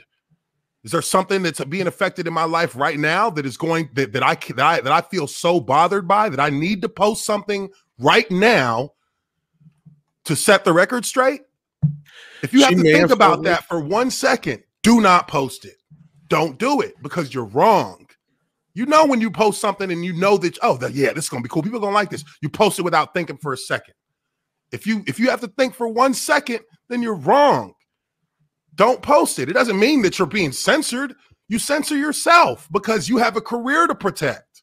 Now, let me tell you something. She signed with Daily Wire. That's cool. That's good for her. I'm glad she bounced back. She'll never have the level of financial success that she would have had with Disney, period. And maybe she does. Maybe she's not worried about that. That can be fine too. But it's still the fact that remains. Your legacy in this world is diminished, is potentially diminished because you decided that your personal emotional response was more logical than your business and entrepreneurial spirit. All these things that the Daily Wire is doing or saying they're going to do with her ain't going to amount to, or they're not going to have, it's not going to have nearly the kind of steam that a multi-billion-dollar conglomerate is going to could have put behind you with the same kind of, she could have made it to a point in her career down the road, if she had handled this differently, where she could still be involved with the things that she signed up with now on top of what she has with Disney. And she wasn't thinking that far ahead. She was thinking about right now, let me stir the pot a little bit. All right, stir the pot. Stir the pot. Let me posit one possibility out there to put you in possibly put you in Gina's shoes for a minute. Okay, a bunch of people go after her about the trans thing for no good fucking reason, right? Disney doesn't say shit. She has the same kind of thing happen again with a few other things she says that were completely taken out of context. Fucking Disney don't say shit. She posts a tweet where a dollar bill is taped to a guy's face. People mistake that as some mask tweet. No, it has something to do with people keeping their mouth shut over money, which is what you were just talking about, Uche, to a point. Okay, people take that in the wrong way. So again, I keep saying, like, if you're Gina Carano and you're in this situation where even if nobody has said anything about your tweets to this point, they still have not come out to defend you, right? Then you have somebody like Christina Ariel who says and does the shit that she says, and just because, all of a sudden she's getting some negative attention on her, Star Wars is right there to defend her right now. Now, if I was in her position, now, educate me a little bit on this Ariel. Okay, Ariel. Who is she? She is the host of the High Republic TV show. Okay, and she went out there and she's posting shit like basically all white people are racist. I wish white women would quit ruining everything. All this kind of crap out there, just all kinds of insensitive shit, not tone deaf shit. Just as bad or worse than anything that like Pedro has put out there, kind of stuff. Mm-hmm. And because somebody dug up all these tweets and put them out there, Disney came to defend. So they dug up a bunch of old tweets. Is that what you're saying? Some of them, and some of them were not so old. But like, they weren't. But they were. Okay, so let me ask. Old this, as in from 1 week to 1 year. Yeah. Okay, so I get that. All right. So now my next question is this. Where does this individual fall in? And I mean, I guess this would be, us just kind of in our own minds from how we look at the hierarchy of the talent that they're using in Disney. Where does she fall in the hierarchy of people who matter in Disney from a talent standpoint? She's a blip. That's why Disney didn't say a word about it, because they don't even give a shit about her. They don't care about anything she's talking about. No, they did. Oh, well, okay. So they came out and supported her, you say? Yeah, but they didn't do anything to support Gina through any of that shit. The moment this little blip, that's this person who all she does is host a show about the High Republic, which is something nobody gives a shit about. Yeah. Has an article written about her. Mm-hmm. And I think Jack Posobiec retweeted it. That's where she started getting attention from it. Mm-hmm. All of a sudden, then Star Wars comes out to defend her. Okay, you can have an argument there. You can have an argument there, and I would say, okay. And like I'm saying, from Gina's there's not necessarily equal treatment, but no. Okay, so then I'm going to add one more layer to this cake. Now, you just said Gina could have Disney, Star Wars, and do other things at the same time, right? Mm-hmm. Let's say just for a moment, she was talking to Ben Shapiro behind the scenes, because we all know that she announced this the day after they announced her being supposedly fired. It didn't happen that day. You know that, Uche. These deals take a while to come to fruition. That was too fast for it to have been in motion to where you could just announce it like exactly. that. I think they came to her and said, "Hey, we want to sign you now. We'll get into the details of it as we go along, but we want to at least verbally agree to bring you on. Let's do this or that." I think that I'm going to go with Uche on this one. I think that this happened within 24 hours. I just want to posit one possibility, though, here, because going with some of the tweets that she put out there. And again, this is just my speculation going on what I know. Let's just say, for the sake of argument, that she had been talking to Ben Shapiro, because a lot of her tweeting and stuff that she was talking about, it seems like she's got somebody that's talking shit about her that we don't know about. Or something's going on behind the scenes. You go from one thing to the other. So let's say, okay, first of all, you have Gina in this situation where she's talking to them, and they've been trying to railroad her now for over almost 6 months, almost, and they've been digging for shit to get her. And they've been doing to her what they did to this Christina chick. And at no time did Disney ever come out in support of Gina, but they were right there to support Christina. And then let's just say, for the sake of argument, word got around that she was talking to Ben Shapiro. And then all of a sudden this shit leaks to the press that she's fired. Like, doesn't that kind of seem funky to you? Well, I see what you're saying, but yeah, just being in a world where I've seen how how dominoes fall in these kind of situations where, there's tension between a head coach and a player. Player says something on social media about the coach. You don't really get a response from it, but behind the scenes, the coach and that player are in the office right now having a discussion with the owner and the general manager. When you are most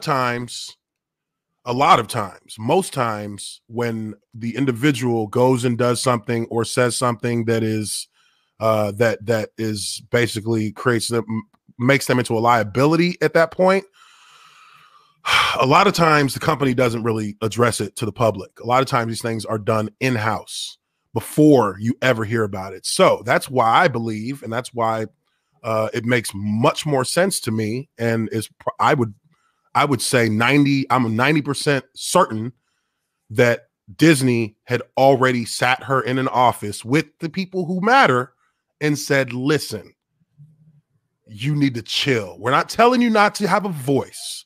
We're telling you to be more cognizant of rattling cages with your posts right now. I mean, look at the climate that we're in as a country. You're not only creating an issue for yourself, but regardless of how anyone feels, regardless of what you think, regardless of what your fans think, you are going to create a divide in our fan base because of this, which is going to create, is in the long run, can create a problem for our bottom line. If we allow this to continue, we're not going to keep telling you. We didn't even say anything in the first situation. We didn't say anything. We didn't say anything with the second situation. The third one, we're bringing you in. We're sitting you down. We're saying, listen, relax. You think we're censoring you? All right, well, then keep doing what you're doing, and we'll show you what censoring looks like. And that's how it plays out. You, like, at the end of the day, like your principles and your beliefs, those don't have to change. You just have to be cognizant of the time and the place to use them. And when you take it when you go into a realm, look, had she posted everything she posted last week minus that one main post, no one would be saying a damn thing. But you took it to, now you went from rattling cages on a more just simplistic level to now you're bringing in historical atrocities into this. No, we don't even care if you're right. We don't even care.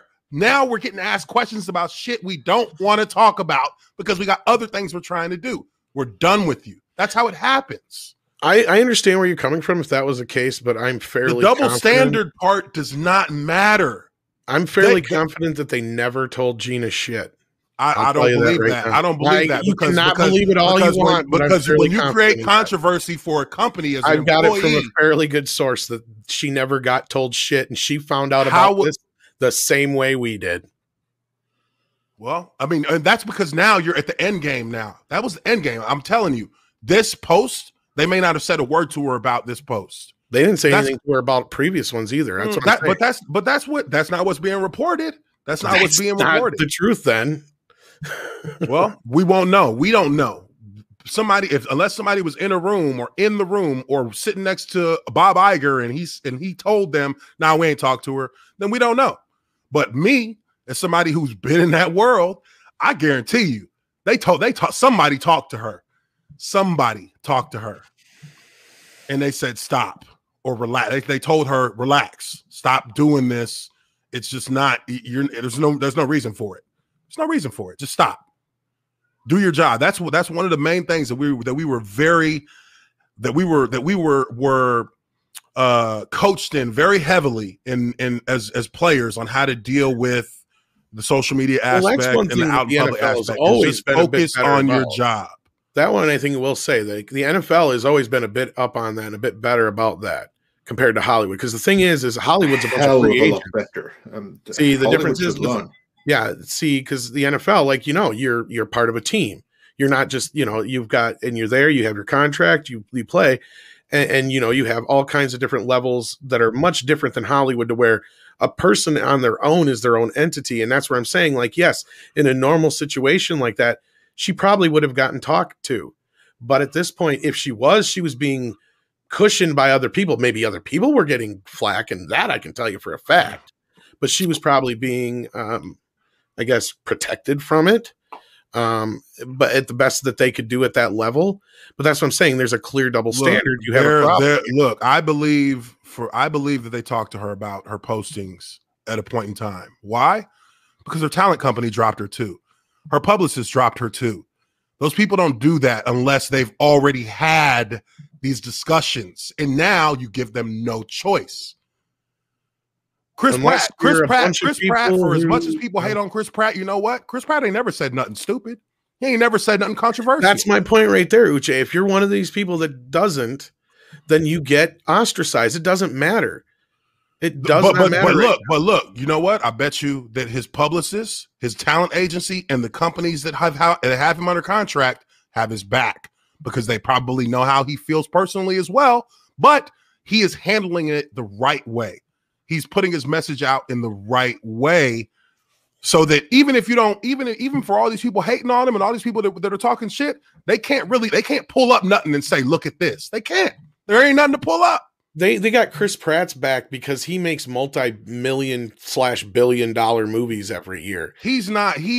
Chris Pratt is not. He's not Will Smith. He's not Arnold Schwarzenegger. He's bigger than Will Smith right now, if you ask me. But yeah, I get what you're saying. Yeah, you know what I mean. Like, he's not a one-name blockbuster. Just literally, he's getting there though. And in comparison to Gina, though, he is, and that's what I'm saying. I can believe, and like I said, I have it on pretty good authority of what went down, at least in the latter part of this, because I'm putting together an investigation piece on this whole thing, that this was something that I don't think everybody even like this was even more undercover than the whole James Gunn thing. Like, because we know how that went down. Like, Alan Horn pulled the trigger, and we know he's the one who pulled the trigger because he attached his name to it. And then Bob and Feige had no clue what was going on. And they fixed that situation.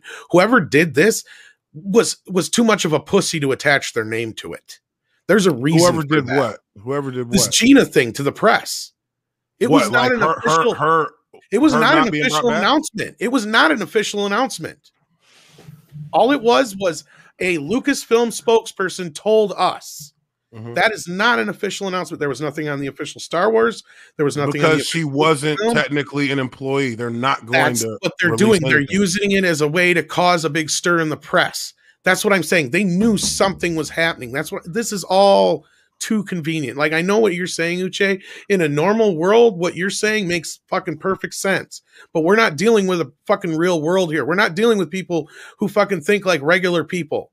We're dealing with people who would do anything they can. Like, they got so fucking pissed when Gina announced that she got a new job right away.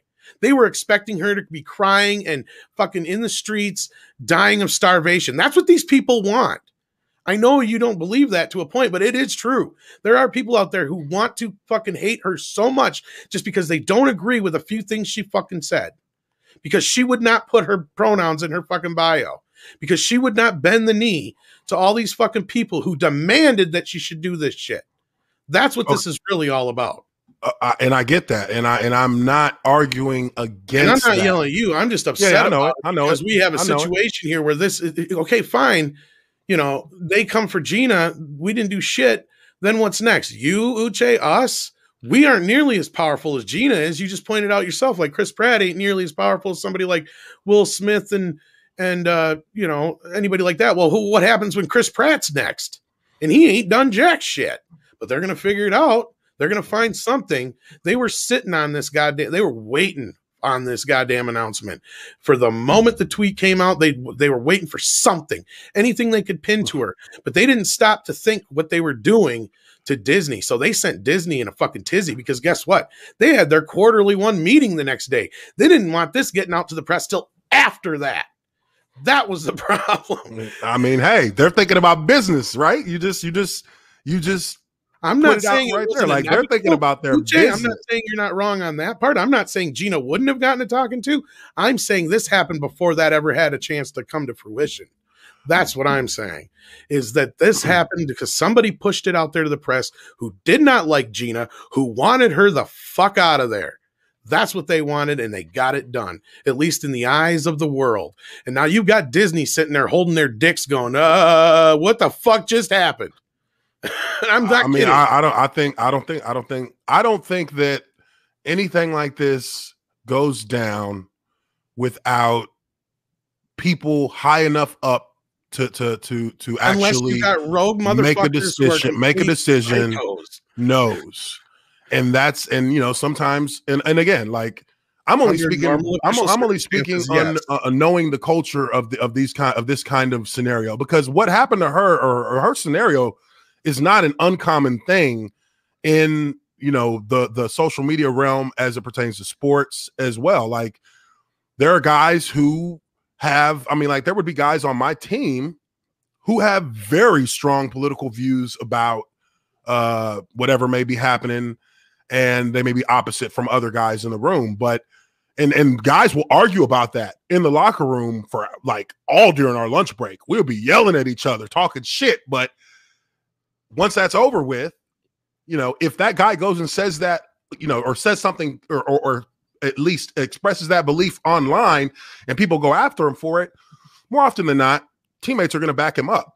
Even the ones that don't agree, just because it's your teammate. Like, fuck everybody else. We look out for our people too, regardless of whether we agree with them or not. You know, because you feel like they have the right, they can say that, right?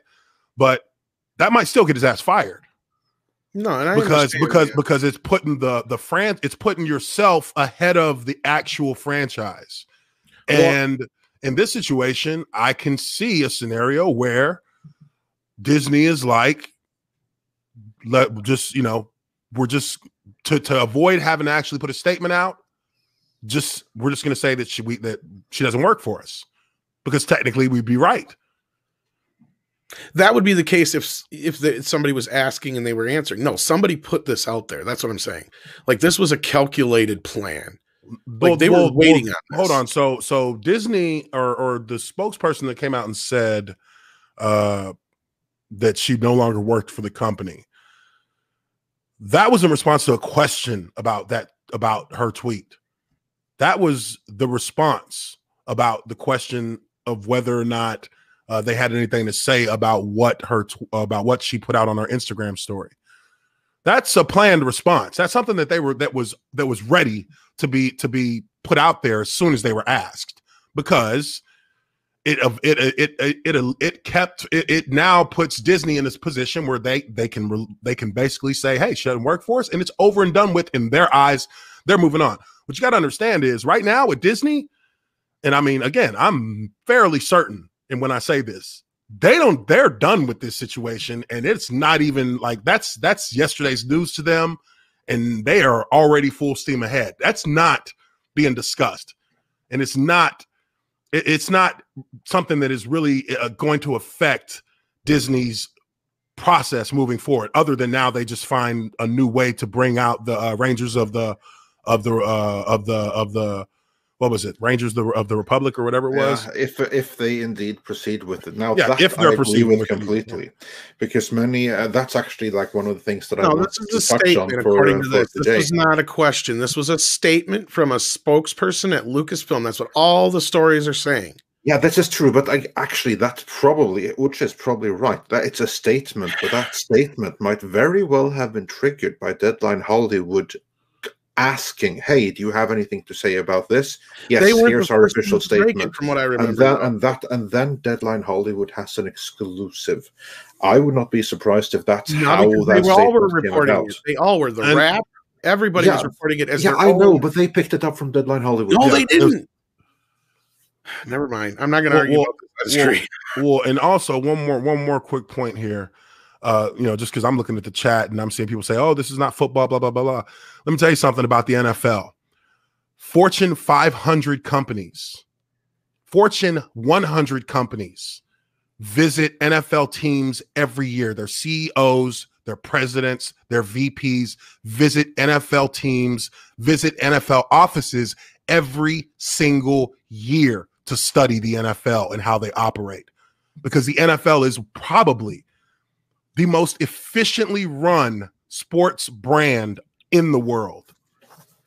It is the most profitable sports brand in the world. The NFL makes $31 billion a year, with about $20 billion of that 100% guaranteed through TV contracts. The NFL is the most profitable sports brand on earth, and it's only in one country. It's bigger than FIFA. It's bigger than the Super Bowl is the most watched television event every single year.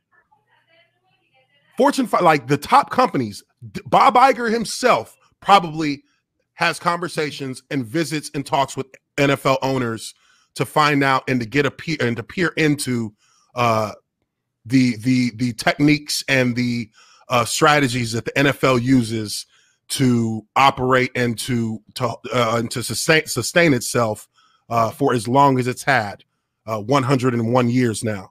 The NFL did not miss a single game this season.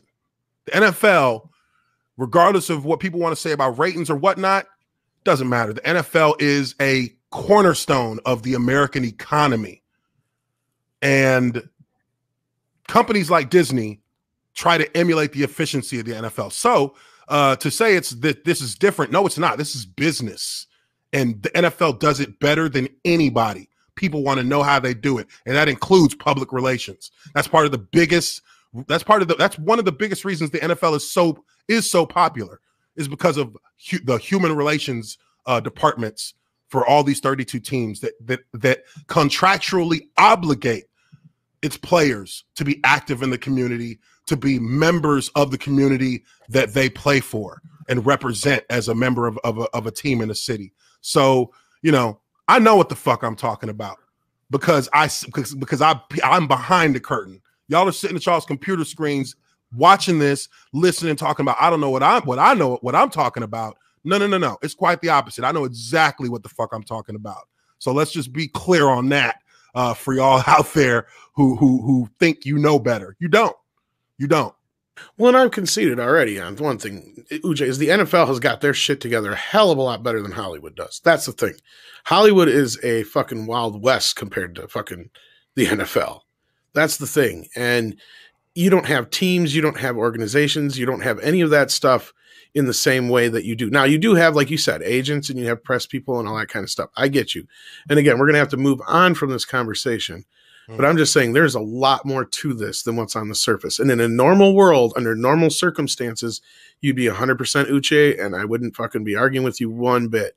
But I think there's much more to this than what's on the surface. That's all I'm saying. I mean, there may be some personal aspects that we don't know about that may bring more perspective or a bigger sight into the story.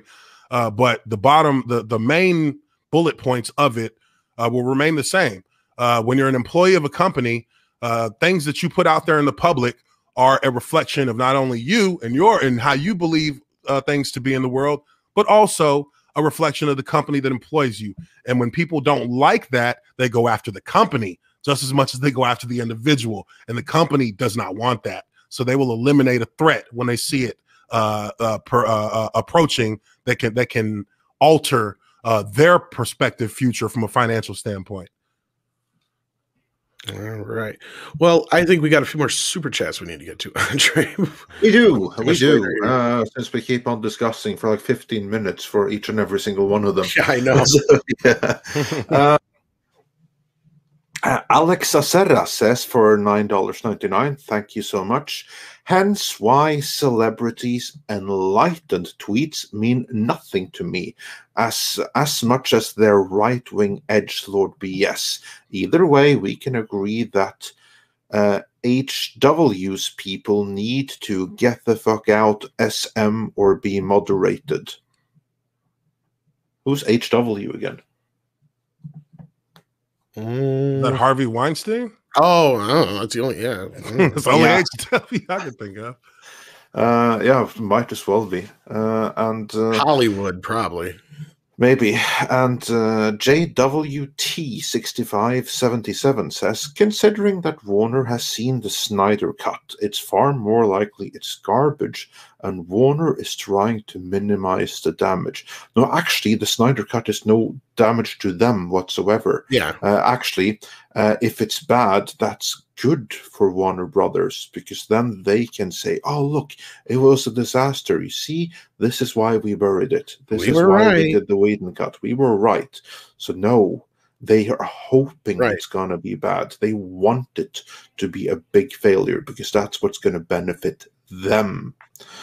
Because again, remember, Warner and AT&T are not aligned in this thing. There's an open civil war going on right now. Like, it's not even hidden. Yeah. You've got like people like Colbert and other ones making cracks at. Actually, it is kind of hidden, because if it's too open, you know what? Jason Kilar is going to end it by firing people. Well, he already is. Yeah. But you have people who actually can say stuff without getting fired. Oh, they're not being quiet at all. People at HBO and people at you know, that are involved in other places that, I mean, I didn't mean Colbert. Who's the one that's on HBO? Bill Maher. No, the other one that does the John Oliver. John Oliver. That's who I was trying to think of. Sorry. Like, he's flat out said a lot of shit that it makes it very clear. And, you know, CNN has made it known they're not too happy about it. I mean, there's a lot of stuff involved with this whole, because Warner is a huge company. So you just conglomerated a, you know, a huge, service provider, that's the word I'm looking for, with an entertainment company. So you've got a lot of moving parts, and they don't all quite click together. Yeah. And moving on from there, Thunderstorm says for $9.99, thank you so much. Many socialist authoritarians in the chat wanted Gina fired, but not cancelled. Authoritarianism doesn't care. They want order or else. You think people have right in that system? How cute. Well, notice how funny it is, though, when it happens to a woman. They're quick to defend. Oh, it wasn't canceling. It's just fired. No, but yet they're trying to cancel. She lost her manager, her agent, whatever. She lost her publicist. That's the kind of stuff we're talking about here. So it is a bit of a. But look, man, again, like, when are you responsible for what you do, though? Like, you put it out there. If you never put that IG post out there, nobody be talking about this. But nobody else is being held responsible, Uche. That's the thing that most nobody else should be held responsible for what you posted. No, for the stuff they posted. That's what I'm saying. Look, worry about your house, not your neighbor. Because your neighbor's not going to get treated the same way you are. It is a double standard, dude. It is. I agree. But that has been how in almost any, I mean, dating back as far as I can even, you know, wish to remember, that's how this shit is. Like, you fix your house first before you complain about what your neighbor's doing. Like, you don't talk about what about them when you already done fucked up and did something dumb. I'm not sure that Gina sees it as fucking up, though. I think I'm sure that she would have preferred to stay with Star Wars. But if she had to choose between shutting up and being with Star Wars, because I'm just speculating. I have never had any kind of interaction with Gina Carano. She doesn't follow me on Twitter. I've never had any dealings with her whatsoever. But I kind of the impression that she's going to be like, you're going to tell me what to do? Well, fuck you then. I don't need you. I don't need your Star Wars. but she may have a little bit of that attitude. She chose to die on the wrong hill. That yeah, you can argue that, but that was the hill that she chose, and she might even say that, you know what, this is the hill where I'm going to make my stand, not my last stand, but my stand, period, and I'm going to build on and fortify on this hill. And let me give a comparison here if I can, and I'm sorry, Andre. I know. Go for it. And I made a tweet about this because I felt it needed to be said. When players in the NFL were kneeling, silently protesting the national anthem, protesting police brutality, to be specific, because that's exactly what they were doing. People, a matter of fact, like a vast majority of NFL fans who are of a conservative mindset, called for those people to be fired, called for players to be fired, called for people to stop watching football, called for people to no longer be able to provide for their families. And a lot of people who are in the chat right now agree with that sentiment, that players should have been fired, players should have been marginalized, players should not have been allowed to take a knee during the national anthem because people saw it as quote unquote disrespectful to what? I don't know. But people wanted players canceled for that. So hypocrisy lives on both sides in the most extreme way. Oh, I'm not going to. So let's just all agree. And that's unless the employer makes the decision, because the truth of the matter is there is no such thing as free speech when you're an employee. There is no such thing as it, because the First Amendment of our Constitution dictates that only your free speech is only protected against the government of the United States. It is not protected against Twitter. It is not protected against Facebook. It is not protected against Disney. It's not protected against the NFL. If your employer or your boss decides that he ain't having the shit, then they're totally within their right as a business. And constitutionally, you have no grounds from a civil standpoint to argue against it, whether or not they fire you or not, because you've done something that they deem to be detrimental to their business. So, you know, there's a lot of hypocrisy right now that people are really engulfing themselves in, because when it's on your side and it's convenient for you, you're all for it. People talk shit about players. I've literally held my tongue from going out and snapping on people over that NFL kneeling shit, because that was pure bullshit. Let the owners decide whether or not a player can kneel. The American public should be supporting if you want to talk about censorship, well, there you go right there. Because when players decided to be the voice for people who didn't have no voice, or who were people who didn't give a fuck what they were saying, people turned on him immediately. I don't want politics in my sports. I don't want politics in my sports. Well, now look at Dallas Mavericks owner Mark Cuban.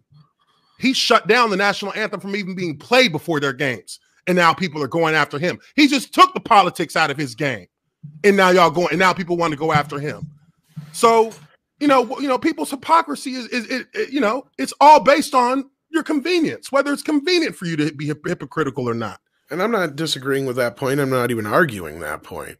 But what I'm saying is I've seen a very large discrepancy between who's allowed to say something and when they're not allowed to say something. And there is a clear double standard. That's the problem. Because when LeBron James was saying something, Lauren Ingram went on national television and told him to shut up and dribble.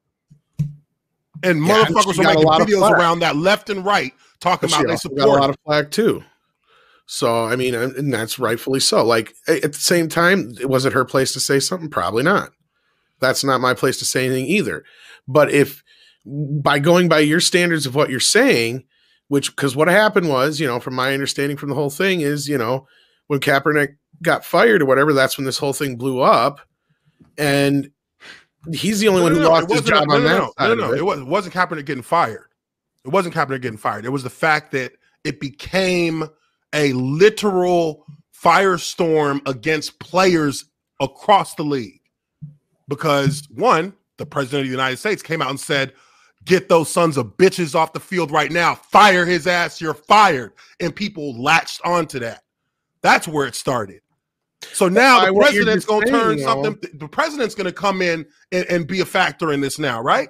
So when is it now? Why wasn't it leave it up to the owners and let them decide what they want to do?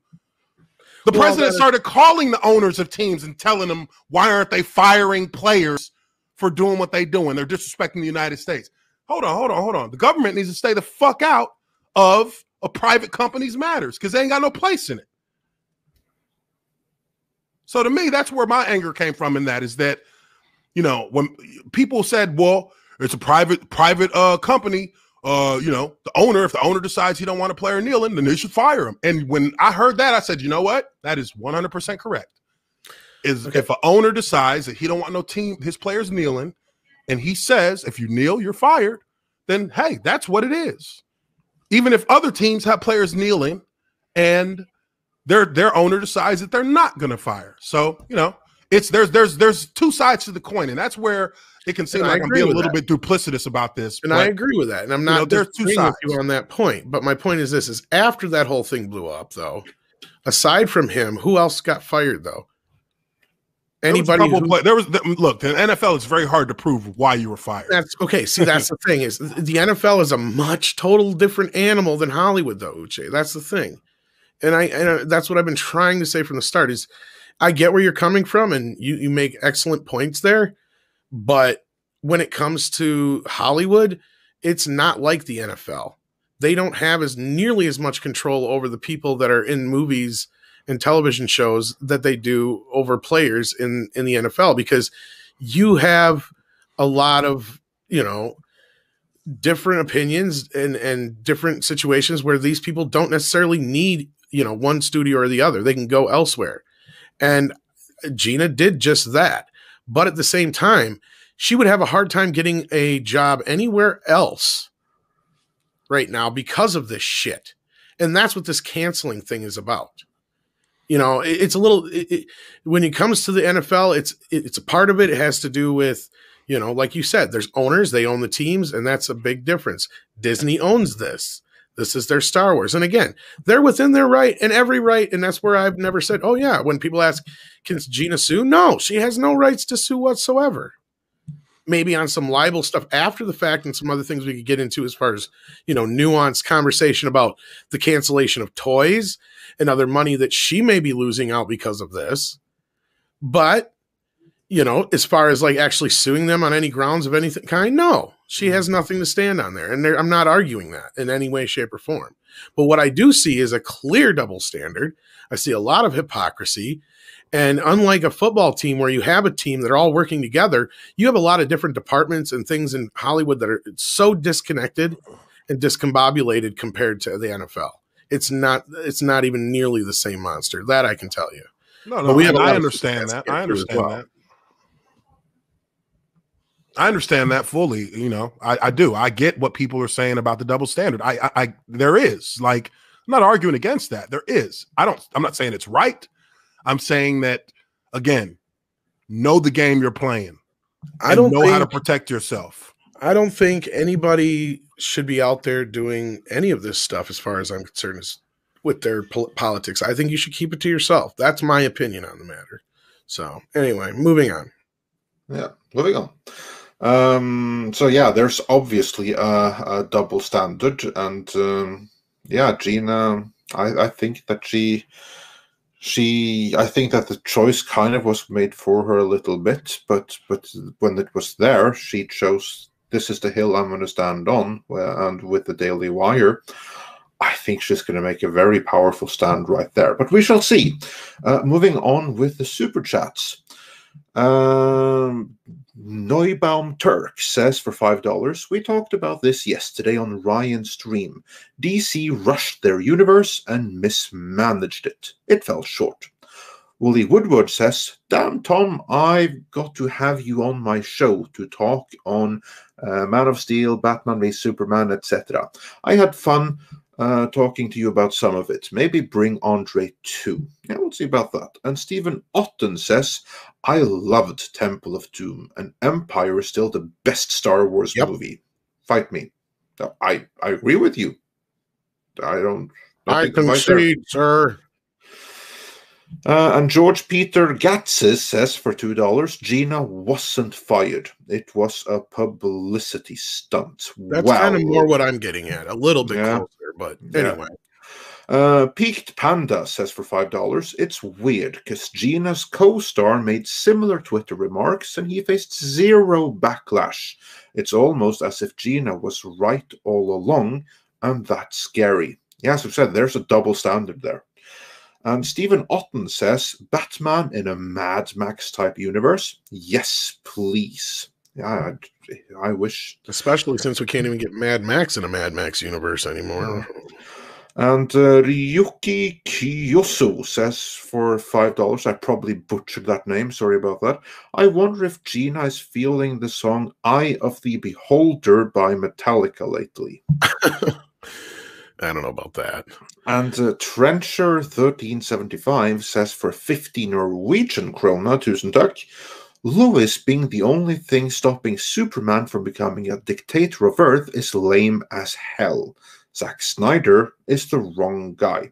Actually, that came straight from the Injustice game and comics. Yeah. I'm not much of a gamer, but those comics are well, that's what I was saying. incredible. Like, I thought that's where this was all going, was Injustice, kind of.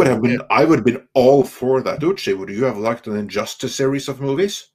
Oh yeah, I mean, I kind of thought that's where it might head as well, or at least he was using an element of that, and maybe the universe would have elaborated in some of those things, but yeah, that would have been awesome. That would have been really awesome. Like, well, yeah. Go ahead.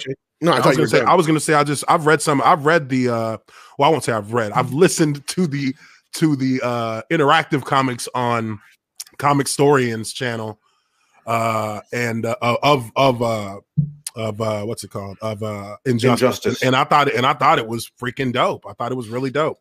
It's amazing stories. I have to say, I haven't read all of them, but I've read like year one, and that was unbelievable. It was brilliant.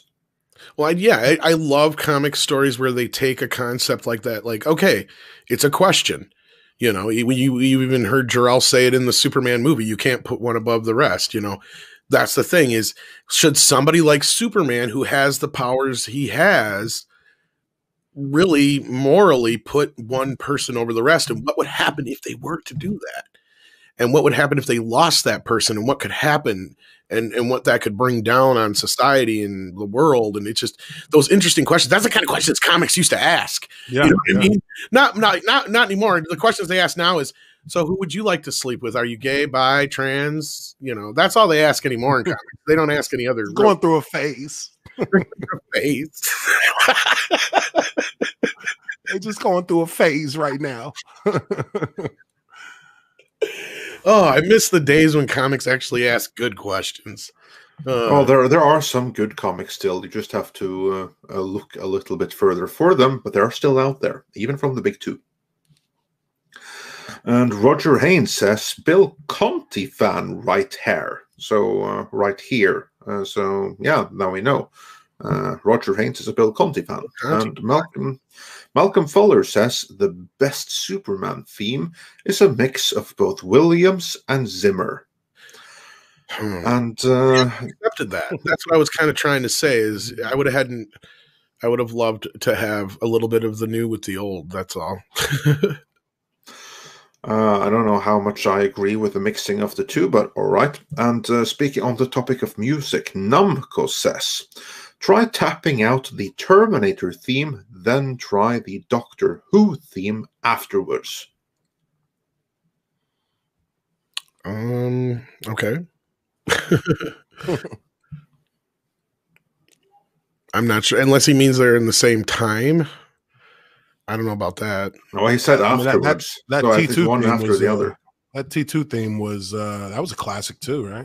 Oh yeah, yeah. Those are. I mean, with heavy drums, they actually have a good theme there. Like, yeah, they're both drum driven, that's for sure in a way. But like, no, they're not the same. I'm trying to think of them back to back. I don't think they have anything similar in the melody, but maybe the same rhythm. Like, I don't like. Yeah, I don't know. Because Terminator's not even the same beat. Yeah, because even people like tempo is the same, but I don't think so. I'd have to look it up and listen to them back to back. Maybe I'll figure it out. Interesting. Yeah. Okay. Yeah. Moving on from that music. Fons145 says, great show, guys. Well, thank you so much. And then Willie Woodward says, sorry, guys, but no. Williams Superman is better than Zimmer. Elfman is better than Zimmer. Zimmer's Wonder Woman theme is good. This is the way. And Spider Unlimited says for $4.99 towards Tom's TV fund. At least he didn't fall over a sleeping dog and go head first into the screen like the author writing this comment. I should have thought of a good story instead of telling the truth. I got a really good story. That's brilliant. Head first into the screen.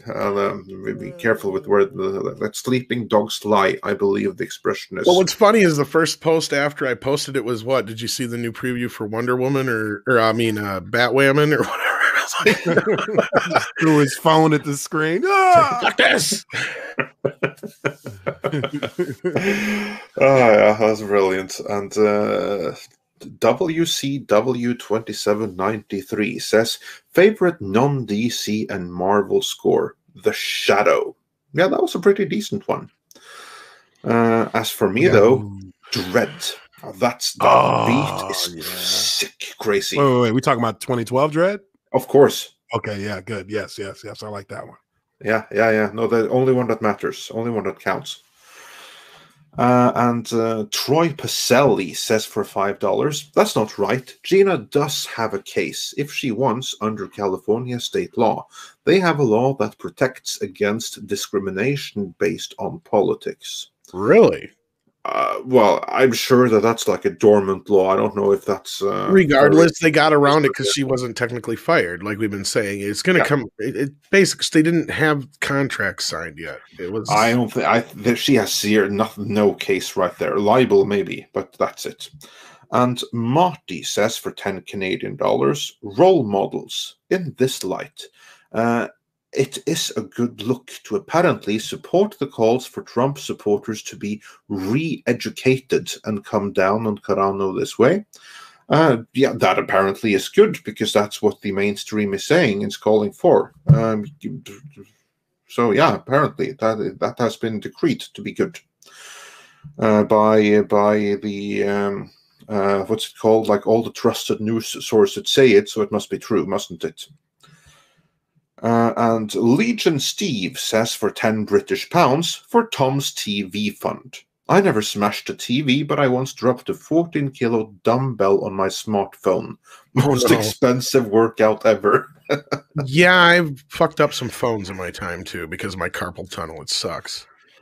And Timmy G says for $20. Well, he doesn't actually say anything, so either it was just a donation or it got redacted by YouTube. But thanks for the $20 anyway. We really appreciate that. That really helps keep our lights on, or in this case, goes towards Tom's TV. So, are you keeping track of how much I got so far? TV fund. Where are we at? Yeah, where are we at on this? Call in now. I'll keep track on it. And Owen Jones says for $9.99, what about De Niro saying F Trump on stage and getting a huge round of applause? Do you think if Eastwood had said F Obama, he would have been applauded? Fact is, one side is okay, and that's bad. Well, yeah, depends on the stage he's on. If he was at CPAC, then yeah, he would probably got cheers for saying that. Well, it's funny you bring up the Oscars, though, because that was going to be a story I don't think we were going to get to necessarily, but I was going to bring in, and I don't know if Andre even saw it, but it was... I want to get to a few more super chats before we get just into real quick, though, like the Oscars were like the original Twitter, folks. Like, that's when the stars would come out, get drunk, say the stupidest shit ever, and usually get roasted for the next few weeks over it. And that was the extent of it back then, you know, like then Twitter came along. But yeah, there's this whole idea of getting now cancel insurance. But yeah, we'll get into that in a later day, maybe. It was just, I think it's just an editorial, but yeah. Yeah. Well, things that are meant to be satire have a way of quickly becoming reality. That's kind of my point I was going to go with. But yeah, another day, we're not going to have the time today. Yeah. Stephen Otten says for $5, I've cancelled my Disney Plus bundle. Should I boycott their subsidiaries as well, or would that be overkill? Honestly, I'd leave that entirely to you. What I will say, though, is that, like, how far are you going to take something that's done by Lucasfilm out on other people that have nothing to do with it whatsoever? So yeah, I'll leave that to you. But if you want to do a boycott, then absolutely make sure that that you communicate loud and clear. This is why. Yeah, that's the thing. Because I mean, I've seen a lot of people talk about it, and again, I think it's unrealistic to believe that everybody could do this or everybody's going to be able to stick to something like this. But the main thing is to everybody do it. If we do it all, enough people do it at once and they tell you why, that's the thing. Because that's the critical thing. It must be communicated why. Because for instance, if you in your mind decide, I'm never going to buy a Marvel comic again, even the few which are good, I'm just going to drop everything because of that, and you don't say, well, all that happens is that then the people at Marvel are going to say, okay, this book here, this actually goes towards what fans were liking, and they're still not reading it. Oh, well, end of that then, back to complete propaganda and everything. Well, just see, that's like the backfire. Yeah. The example is somebody told me they did, and I understood it, and I'm like, well, did you tell them why? They're like, they know why. I'm like, actually, no, they don't. No, they don't know why. They never know why. If you just cancel, they're just going to see you as rollover. They're not going to count you in anything else. Yeah. Yeah, I had Tom. Tom, by the way, I told you not to do your Keith Moon impression. Come on, that's what, how many televisions have you been through this year? Only kid, just kidding. No. So for you kids out there, Keith Moon was a drummer for a rock band called The Who was famous for throwing televisions out hotel windows. So, and now you know. Just be good, Rob, because I didn't bring you in here because we wanted to drag out the show any longer. I just brought you in here because I saw you in the chat. So sure, no, you're lying. You always want me to drag out the show. No. Okay, all right, Uche, what's going on, buddy? What's up, brother? Not a whole hell of a lot, man. Monday. I do love your stories, though, but we'll get to those at a later date. But yeah, actually, you're right though. You have to make it clear why you're canceling. I had to complain about my local big box store over here. And I said, listen, I can't go to the store anymore. And I had filled out in the customer service, the store is dirty. It's poorly stocked. The help is rude. And that's how you get things to change. You have to point out specifically what you don't like. Yeah. And I just brought the show to a grinding halt. Thanks a lot. No, actually, I'm really glad you said that, because Stephen Otten also says it's not about emotion. It's about right and wrong. We are in a culture war, and we're all going to have to choose a side or the country will burn. And again, here is where I want to say, you know what? Fine, choose your side and boycott whatever you want, but make it absolutely clear why you do the boycott, and also be very selective about what you boycott. I will mention one example because I have it fresh in my mind, because again, yesterday we posted the interview with Conan the Barbarian writer Jim Sub. Now Conan right now is at Marvel. It's a Marvel comic, the super SJW Marvel, right? That one comic is based as it gets.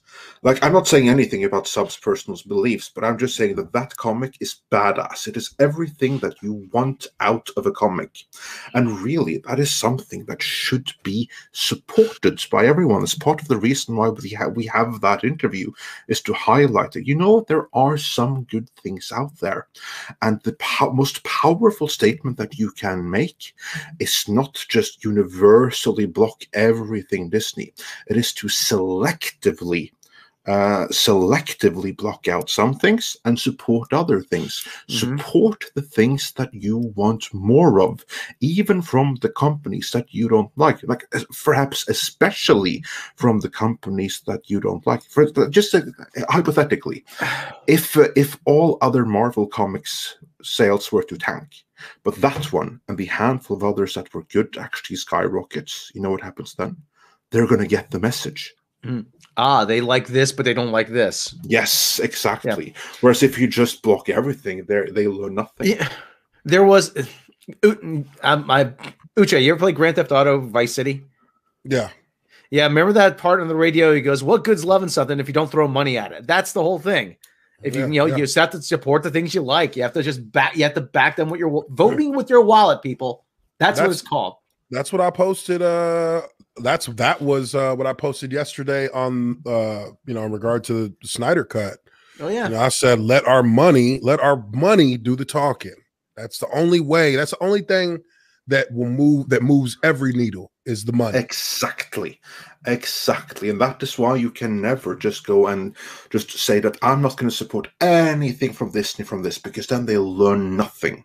Yeah. They'll learn something by you being selective and supporting what you like and just boycotting what you don't. Yeah. That's the way you can do your little part in influencing change and then telling others to do the same who might not have seen it. Like just randomly boycotting all things Disney is not going to do a single thing. Yeah. A great example, though. Uche's from the world of football. I always bring this example up of basketball. The New York Knicks have been terrible for the last 20 years to the point where they make frequently jokes about them on Family Guy. What I'm gonna blow $20,000. What, you're gonna bet on the Knicks? I mean, it's that bad. The reason why they don't change is because they still sell out the arena every night. There's no reason to change. Until that stops, you're gonna get the same old. So yeah, again, you have to vote with your wallet, people. Yeah, exactly. And moving on from there, your Muslim uncle says, I can't imagine many people being mad that a black man in America telling people to defend themselves and their money because no one else will. Thank you. See, now, Bain 1776, NFL is dying. It's a concussion issue. Its concussions cannot be remedied without considerable changes. Well, see, the whole thing, they have to, I think, not for nothing, you've been using... And I'm not sure how you feel about this, Uche. They've been using the same plastic helmets up until recently since the 1950s. I think it's time to start looking at different materials. No, okay. So let me put it like this: the helmets in the NFL does not matter how technologically advanced the helmets are, because the helmets are not built to protect your brain; they're built to protect your skull from cracking. Okay. Your brain, on the other hand, cannot be protected by a football helmet. It gets sloshed around inside. Yeah, it moves inside your skull, which is there to protect your brain. So look, the NFL, and I've said this openly as to people I've talked to in the NFL world as well. I can picture a scenario where 30 years from now the NFL doesn't exist, and that would be because of the concussion issue. The concussion issue is the only right now is the only true threat to the future of the NFL, because that's something that literally they cannot remedy that unless you stop playing football. Well, I was going to say, I bet you they'll have people where you can do it, but you'll just have to sign off, man.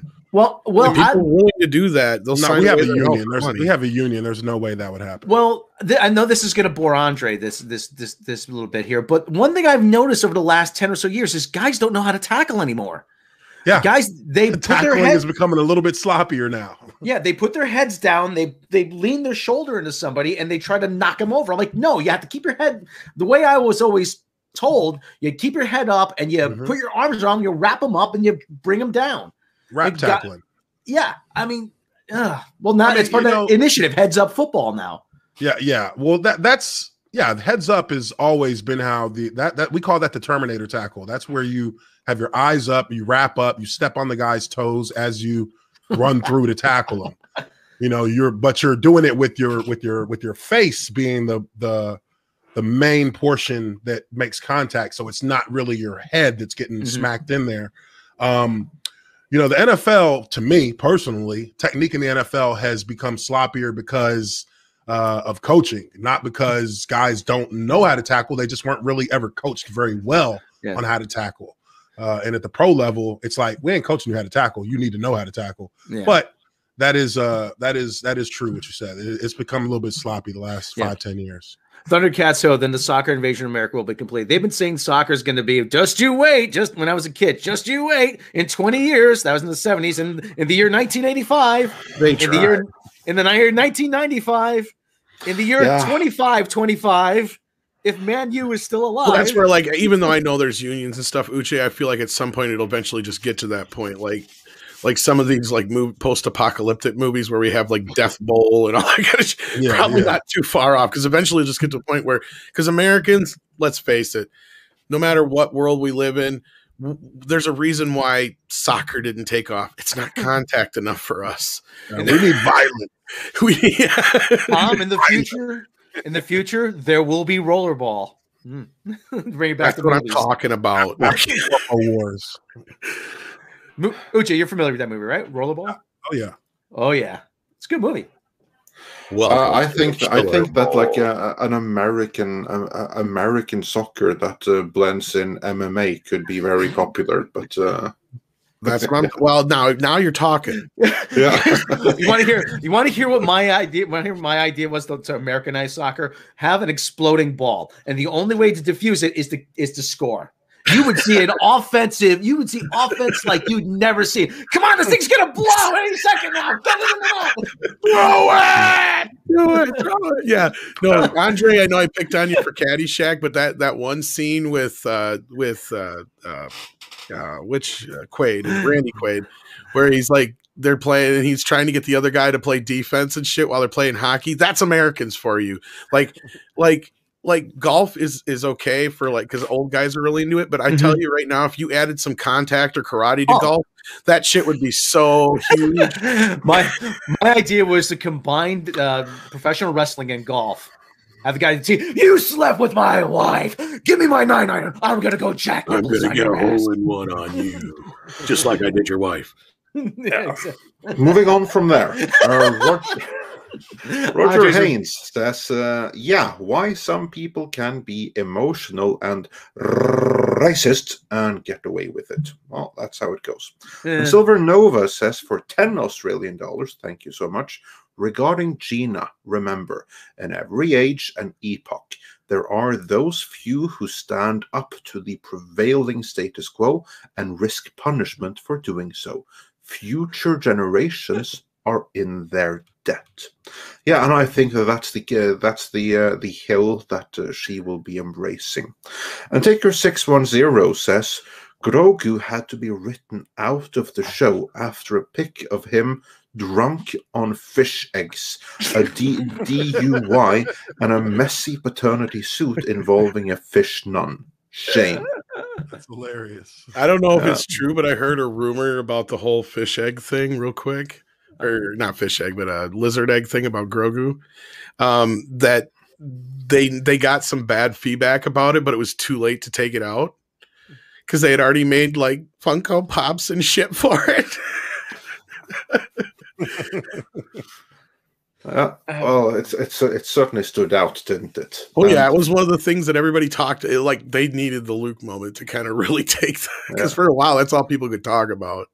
And Felicity Poubelle says for $10, thank you so much. You can't expect a garbage company like Disney, Lucasfilm, to uphold a tenet like fairness. Hollywood is not a place that is fair.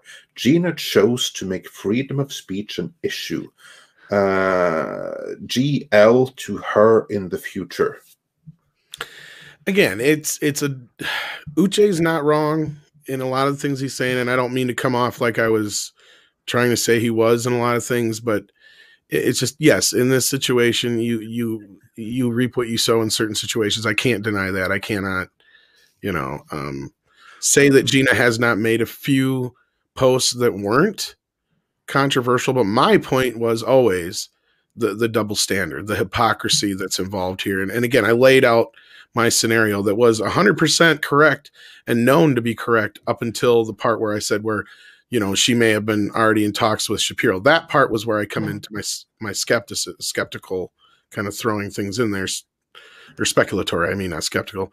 Speculative, you mean? Yes, that's what I said. Yeah, speculative. That's what I meant to begin with. Up to that point, all that's 100% correct. So. Yeah. On that note, Mr. Tickletrunk says they probably had the same talk with Pedro Pascal. Uche's got some inside football on this. Pedro posted that nice cartoon about hugging Gina after. And the Fessman93 says, always like seeing Uche on the show. Mr. Tickletrunk says, Uche's being descriptive and not prescriptive. What he says... when he says this is how it is, he's not saying it is right. He's just talking about how things work. Yes, you're exactly right. It's not right, Uche. That's like, you don't have to like it. And I'm that's not how even things. arguing That's how things are. That's just the is of things. No, I wasn't even arguing that either. No, yeah, and I know you're not arguing against that, dude. I mean, you know, we understand each other, so I don't. There's no problem there. Yeah, and comrades. Commissar. I'm just kidding. Yeah. And Comrade Commissar Yuri says Gina is a smart woman. I reckon she played Lucasfilm knowing they'd react like they did. Well, we shall see. I give up my multi-million-dollar potential career for. Yeah, I remain unconvinced about that. Well, yeah. Well, you know, kind of. You always. I brought this up at the time. You can always get a sense in a job when you're about to be fired, and you know you figure, well, okay, it's kind of like what Howard Stern did back in the '80s when he was about to get fired from NBC. It was after Hurricane Bob or Hurricane Gloria, whatever it was. I told Howard, don't go into the studio, and then he went into the studio during the hurricane, and it was just like all bets were off. He did some very extreme things, and they fired him the next day. He goes, "Well, I'm going to be fired anyway, so I might as well go out with a blaze of glory." Well, that's the thing. Her contract wasn't renewed, is what really happened here. And again, I'm not saying that she didn't probably have some kind of inclination that wasn't going to be the case necessarily, but from what I was told, she never had a sit down, a talk to, or that anybody involved with the Mandalorian. Now I'm stressing that the Mandalorian had any problems with her tweeting and anything like that. Now that was what I was told the morning before this shit happened. Okay, you know, so I suspect I was also told no contracts were signed yet either. So, well, yeah, they just kind of broomed her out the door. Don't even bother talking to her again. Pretty much. Yeah. And then the last millennial says, hey, I think Uche makes a point. Maybe it was Jon Favreau who told her to relax, because he would be the person to say to her, wanting her to stay. And Owen Jones says, she is right and shouldn't have been fired. The double standard does matter. Let's get it out in the open so people see it. They only prove her right. Well, we've talked enough about the double standard to this point, but the other tweet just before that, the thing with Favreau is, and this is again me just going off of some things I've heard, the only reason he kind of didn't step in or whatever, or what may have happened behind the scenes, is the whole fact of his heritage and the tweet. And there's a lot of people, and I heard that he could be one of these people, he might not be one of these people. But I was also told there are a lot of people who support her behind the scenes, but they're too afraid right now to say anything. And I know that makes them sound like cowards, but you also have they have bills to pay. They have that's like Uche. I was going to say you know you were saying kind of that part earlier, where you know you got to think about what you're saying when you do these things, and sometimes it's even just liking a tweet or retweeting something. It may not even be anything you said specifically, because that's really what this is with Gina Carano. She didn't really type this out. This was just her reposting something on Instagram. Yeah. Who was it? Yeah. Who was it that said Twitter needs like a button that says, "Are you sure you want to tweet this?" The "Are you sure" button, or at least it needs to have a little pop up when you hit send. It should say "Confirm." Sure, you want to send this? Yeah, are you sure? Maybe you want to rethink what you're saying here. Yeah, exactly. I just don't want to be too quick to judge anybody yet until the full story's known, until people are able to actually comment on it. I think a lot of this happened before anybody even had a chance to react, is what I was trying to say from the very start. But anyway, go ahead, Andre, with the next super chat. Yes. After that, we have Daniel Andor Perse, who says, Uche, you should be employed by Disney enforcing a blanket social media policy. I am not interested in the politics of actors when I'm looking for my entertainment. You could scare some sense into these ideologues.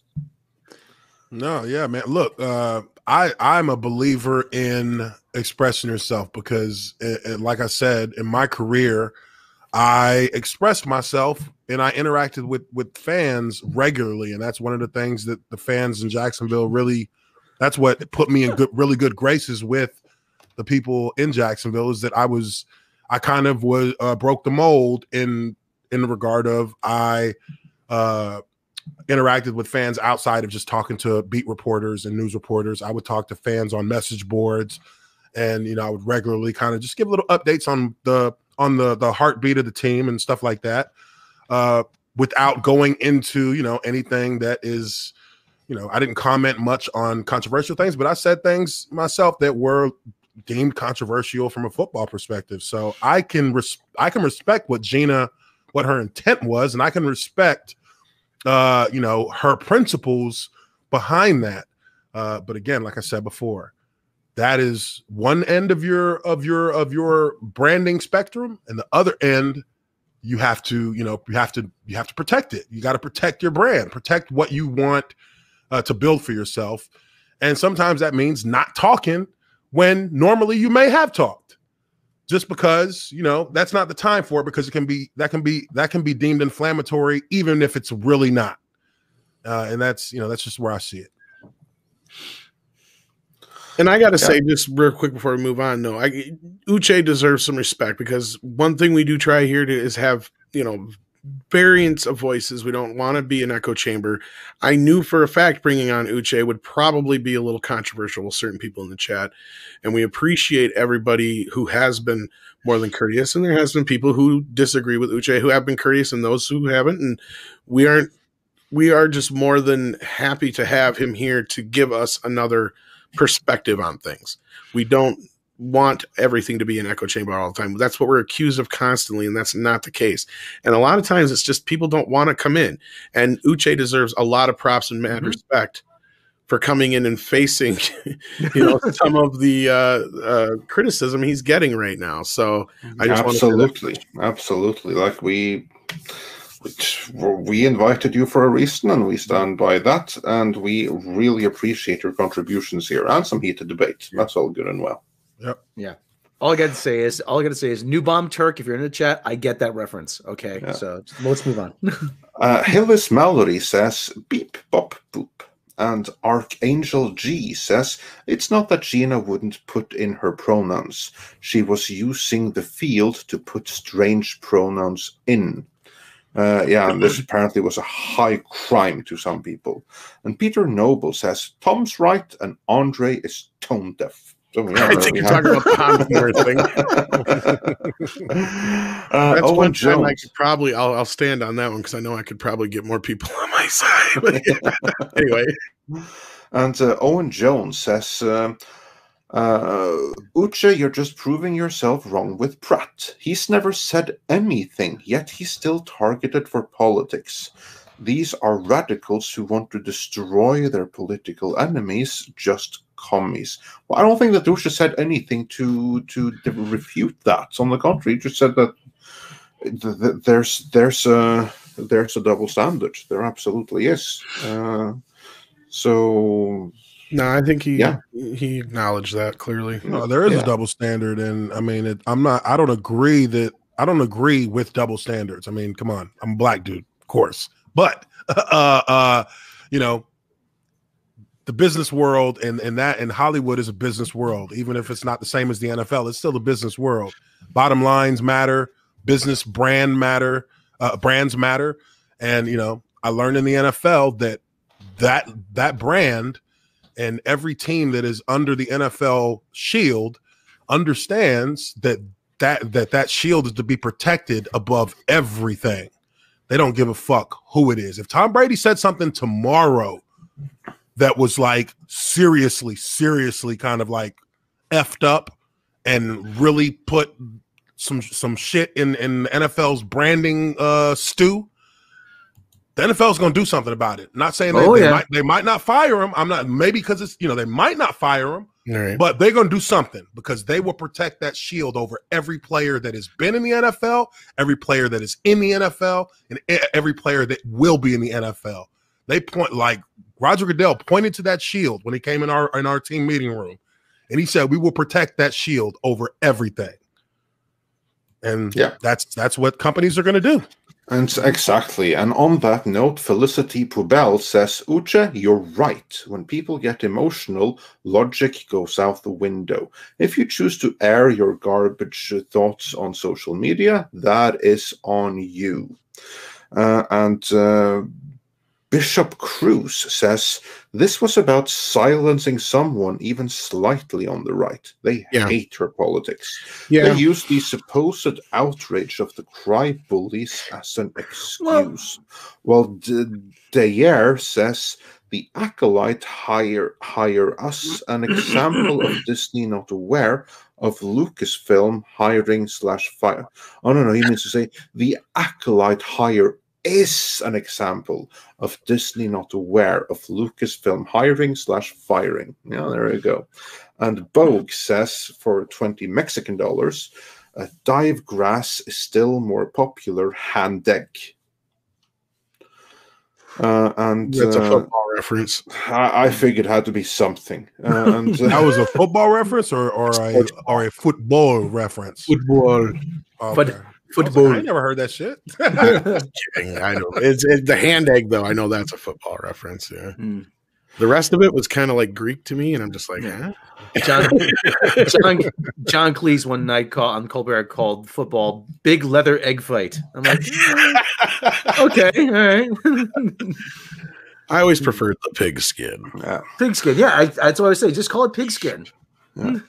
And Snake172 says, no offense, but the NFL is dead to me after they screwed over St. Louis. Yeah, they did screw St. Louis. So St. Louis should have been selling out games. And Stephen Otten says, Gina's firing was simply the straw that broke the camel's back. Disney has many other problems. They're not going to care one bit. Like Disney as a whole, they're like, okay, they get like one news cycle of backlash, and then it's business as usual. No, like I said, the thing that probably bothered them more than anything was the timing of the whole thing, because that's bothered them the most. Day before the quarterly, and their stock went down. It did go up a few points, but then it went back down again. And again, people have said, even Gary pointed this out on Friday Night Tights the other night, we're not expecting to beat Disney with this whole cancel Disney Plus thing. It's just to send a message, and the message can be heard, just like Uche was talking about. Well, obviously, the whole thing with Cabernet, that was a message that was sent, and some people heard it one way, some people heard it another, but it was still sent. Now, in this case, this is a bit more of a direct message, and that's where we're saying, go ahead and cancel your Disney Plus, even if it's just for a couple months, as long as they know why. The more people that say, this is why I'm canceling it, that's speaking up. Or even better yet, say the other reasons why. Don't just say because of that. Say because you fired Gina but allowed this other stuff to go on. Be more direct even. Because then that would be more fair as far as like things are going. Yeah. You might also want to mention how they support a nation that actually has there's some people camps in which one go to concentrate.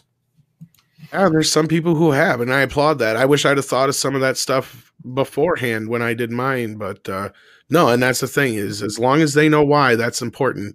The more people that say why, the more it's going to make a difference, because otherwise they just see it as turnover, because they boasted 95 million subscribers in their meeting, but how many people did drop the night before that meeting? That's a good question, just because of that. Yeah. I mean, I'm sure it's not a huge amount. Like, it's probably just a blip on the radar of things, but if it's a big enough blip, they will pay attention. And the longer this stuff stays in the news cycle, like Andre was saying, they could have just, waited out the news cycle. But oh no, they can't if this keeps staying in the news cycle. And then Bogue says, peak viewers drive grass, 700 million. Peak handegg, 120 million. L. Yeah, okay. Handegg. Yeah, cool. And then Ash Lockhart says, I didn't get political until Disney, and other companies called me a Yahtzee and every other name in the books because I did not like a film or show.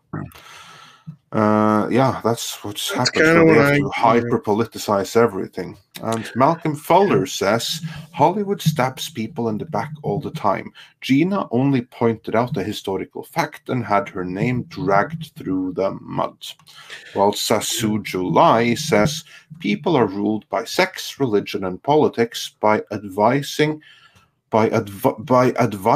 avoiding these subjects. We continue to be immature in these discussions. And CRBS says, create a divide. Pedro called half of all Americans Yahtzees. This is why Brady is the GOAT. Greatest of all time. GOAT. Yeah. Huh? I hear Tom Brady's name. Hey! For as great as Tom Brady is, Brady. Hey Uche, remember as great as Tom Brady is, there's still one team he couldn't beat, and he couldn't beat them twice. 18-1. Giants. That's right, Big Blue. I will always have respect for the Giants just for that. Thank you. As a lifelong Giant fan, thank you. And Stephen Otten says, to quote Zack Snyder's Sucker Punch, if you don't stand for something, you'll fall for anything. While Shagany sent us a hype super sticker, and Malcolm Fuller says equality is for everyone, not just one side. I think you mean equality should be for everyone, because it isn't. It should be, but it isn't. And Timmy G says, and this, I remember this came when Uche was debating earlier. That was a good point and well made. Something I need to keep in mind. And he said that for $20. Thank you so much. We really appreciate that. And see, changing minds here. And Ed Carone says, so it's only okay when it agrees with your ideology. If there's a way things are, we just have to accept it. And then getting a little bit incendiary here, asking what's your opinion on BLM, which I think is a little bit outside of the topic here, but purview. Bacon, lettuce, and mutton. Oh man, let me tell you, great sandwich. I like mine on rye. Bacon, lettuce, and mayo. Bacon, lettuce, mayo. Oh man. I will say this just to be very clear and be very definitive in that question, in responding to that question. I don't have a view on it. If I'm being 100% honest, I don't really care that much about BLM at all. Yeah. There you go. That's the answer. And James B. wonders, shouldn't Pedro Pascal be fired too, though?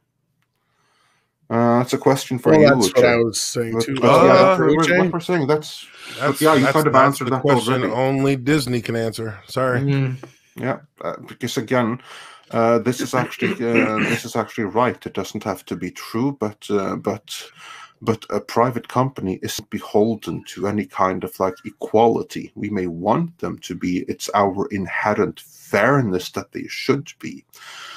But if a big corporation has decided that we swing this way, then them's the breaks. And I'm not saying that's a good thing, but that's how it is. And then John Apocalypse says, Colin was celebrated by the media. Gina was shamed. Not sure if that's quite the same situation, but that's kind of what happened, although there's more to it.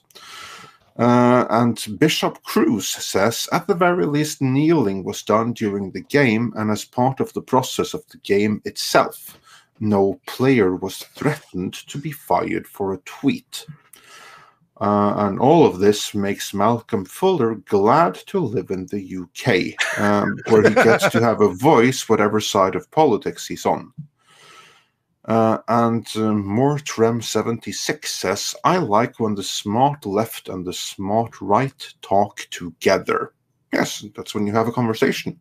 Mm-hmm. Well, and as I pointed out many times, you'd be surprised at some people in this community's leanings because we don't always let it be known. And for that reason, it's not important to the conversation. We're talking about our entertainment here. We're talking about, we're diving a little deeper when it comes to like the whole Gina thing and some other things like, Joss Whedon perhaps, but we generally don't get too involved unless it's something that's attached directly to like Star Wars or what have you in this instance, So like outside of that, that's not our purview. Like that's why we don't get into the whole politics thing. That's why you don't have a bunch of, political streams from Midnight's Edge, and you never will. That's because that's not our thing, right, Andre?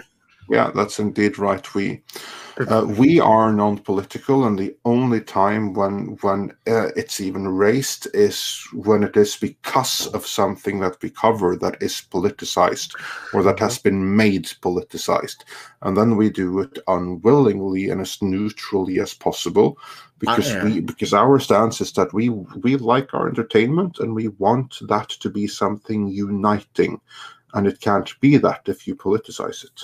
I'm sorry. Go ahead, Rob. There was only one time where I was actually writing something that I had to bring politics into it, and that was the AMC China thing. That went way beyond politics. That went way, but I actually had to put the disclaimer. And Midnight's Edge is not a political channel, but there was no way to talk about this without bringing some politics into it. That was about sex, greed. Oh my God, Uche, did you ever see that one? Did you see that one we did? Send me a link. I'd like to take a look at it. Yeah, it started out as the AMC's attachment to China, and then it got real deep into. Oh, you know what? No. I did see that. Yes, I did see that. I remember that. Yeah, that was really good though. It was really in depth. And by the end of it, you got a courtroom scene with a chunk of flesh. You're like, what? I'm like, this can't be real. I'm really reading this, aren't I? I couldn't believe it. And you had, what was it? Prostitutes. Yeah, the actress from Crouching Tiger, allegedly she was part of a like they were pimping her out. Yeah, I'm like allegedly she won that case, but I don't know, who knows. Allegedly that happened still with like the star from Mulan and stuff. So I don't doubt it. Nuts, because I sent Andre and Rob the clip from Roger Rabbit where Eddie Valiant goes, "You're gonna spin a tale, and it's a tale of sex, greed, and murder." And I did it, as a joke at first. Little do we know, here Rob delivers a story of sex, greed, and murder. Like, holy shit. Oh God, that's my magnum opus right there. I don't care whatever I do. That's the best thing I'm ever gonna write, probably, for Midnight's Edge. I think that was just because of the whole sex thing was on the surface at that point, and that was it. Other than that, we didn't know much else. And then all of a sudden, Rob's like, "You're not going to believe this shit." That was our very own Tiger King. Lord. And moving on. So just there's some points where that kind of stuff does make me feel a little bit better, as crazy as things are, that it could be worse. I'm still working on the G.I. Joe thing, but I'm looking through, I'm like, come on, there's got to be some sex, or there's got to be a dead body here somewhere. Come on, got to liven this up, people. Nobody's going to watch 45 minutes talk about action figures. Then again, you never know.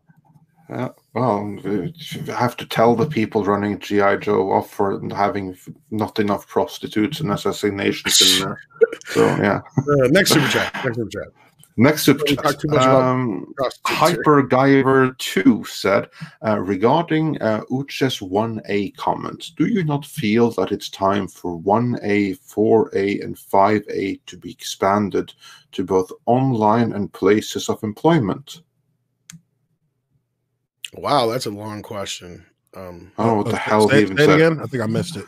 Yeah. Regarding Uche's 1A comment, do you not feel that it's time for 1A, 4A, and 5A to be expanded to both online and places of employment? I'm guessing that these are like amendments to the Constitution we're talking about here. The First Amendment, First Amendment, what else? First, Fourth, and Fifth to be expanded to both online and places of employment. Free speech, right to privacy, right to privacy, and prevent self-incrimination. Yeah. No, because this is a complicated thing to. I was just going to say, you're expecting him to give like a whole, but generally, I would think that in order for the free market and capitalism itself to operate, the First Amendment brings in a ton of complications into the daily operation and self-sustainability of corporations, because anytime somebody is terminated, they can go to they can use the First Amendment as grounds for, oh, I was fired because I said I didn't like the color green and my boss heard it. So now this corporation is going to start spending money to defend itself against something and really be in danger of being struck with damages that can over time be catastrophic to that business model. So I think there's a reason why there's such a limit, and why the First Amendment doesn't necessarily apply, or no, not necessarily, it does not apply at all outside of the realm of the government, because that's what the freedom of speech was intended to protect when the founders came up with our Constitution, to protect suppression of my voice by the people who govern over me, not by the people who hire me and compensate me to do a job. So it's a little bit different. Wow. There you go. That was I didn't expect you to be able to give that nuanced of a comment on the spot, but yeah, there you go. I hope that answers that. You're welcome. There you are. Your Muslim uncle sends in $4.99, says, "Hail, Rob, and welcome." Just to hear Rob say Shazam. Shazam! You don't have a soundboard up. Yeah, I don't have a sound. That's for the night show. You fail. I'm not going to fire you this time, but you owe your Muslim uncle a Shazam the next meet. Okay. All right. No problem. All right. Tom fires me every show. I've been fired more times than George Jetson. Jetson, you're fired. All right. Anyway, Shagany. That's a weird word. Shagany? Shagany. Shaganoy. That's well. Okay, sorry about that. I just butchered your name. Shaganoy sends in $4.99. I never followed Gina's tweets until the firing. It seems the firing has more of a negative effect on Disney than the actual tweets. That's a good point to bring up. And I think for the most part, they've tried to, at least in the media side of things, cover it up for Disney, but they haven't done the best job. But Disney's pretty much stayed silent outside of this Lucasfilm spokesperson. So, I mean, I know, Uche, you were comparing the NFL to this situation, but unlike the NFL in this situation, the NFL usually gets on top and has a lot of control over what gets in the media, right? If I'm not okay, and yeah, to a certain extent, yes, but right. Well, they would have commented by now, I bet. Yeah. The social media world as it exists today is so lightning fast that the NFL basically is of the mindset, we're going to teach you before you get the opportunity to do some dumb shit, that if you do some dumb shit, you're putting your own career at risk. So just so you know that. We have the Rookie Symposium. That's for all new players who are drafted each and every year in the NFL. The Rookie Symposium is about 3 weeks before training camp starts, and it's a 2-day orientation over you as a new player, how you should, helping you transition into now being a professional athlete from the very basic fundamental sense. And those are, basically they go on about dealing with the public, dealing with social media, dealing with your learning how to live in a new city. So that's really the only that being helpful. That's and that's hard, and that's a much harder thing to do for Hollywood, because I mean, come on, there's not like a draft. Doesn't have. Yeah, there's not like right a draft. There answers your question from earlier, Uche, or at least not your question, but a part of the argument I was trying to make earlier is that Hollywood doesn't have that. Once you become a star, it's overnight almost. I mean, not literally, but it's like it just happens, and you don't have that. What you're just talking. You have people who get publicists, right? Who get managers who are supposed to kind of fill that role to kind of help guide them in their newfound fame and how to manage and navigate that landscape without stepping on mines. And that was my very first reaction to the whole Gina Carano situation. My very first reaction. Because honestly, I like Gina Carano. She stopped following me on Twitter. I got a little pissed about that, but I don't not like her. But my first question when I saw her that post, because I just seen that she was trending, and I was just like, oh God, they're trying to cancel Gina Carano again. And I was like, whatever, kept moving on. But then it just continued throughout the day. And I'm like, what's going on? And I went and found the post. And my very first reaction was like, where the fuck are her publicists? Like, who let her post this? Not because I don't think she's right or I think she's wrong, but because why wasn't somebody there to at least give her a chance to have a second thought? Because look, man, if there's one thing, like, and I've said it before, there's one thing I've learned about social media or just dealing with the public in general. If you start talking about anything that goes into that realm of the Holocaust, you are in danger. You're in danger. Where are people who are supposed to help her with these things? Well, maybe that's why her agencies dumped her too. Like, that could have been a thing. Yeah. She just wasn't listening to them. I mean, and they could have been speaking to her, like you're right, or Uche earlier. I wasn't arguing that people like that in her own sphere maybe not have said anything, but as far as I know, nothing came from anybody at Disney to her directly, at least involved with The Mandalorian. That's what I was kind of told. And that goes for anybody. That goes for any celebrity like that. And myself even, like, dude, there was a couple times like in the last week where I literally was sitting on my Twitter page with a tweet that I knew I was being this was going to make people hot. This is going to make people hot. And I looked at the tweet and I read it to myself and I was like, let me try and adjust it a little bit. And then I read it again and I was like, you know what? Fuck it. And I just deleted and didn't post it. I just did not post it. This is me a week ago, not even as an NFL player. Like, I still do it to myself now. I read my tweet before I post it.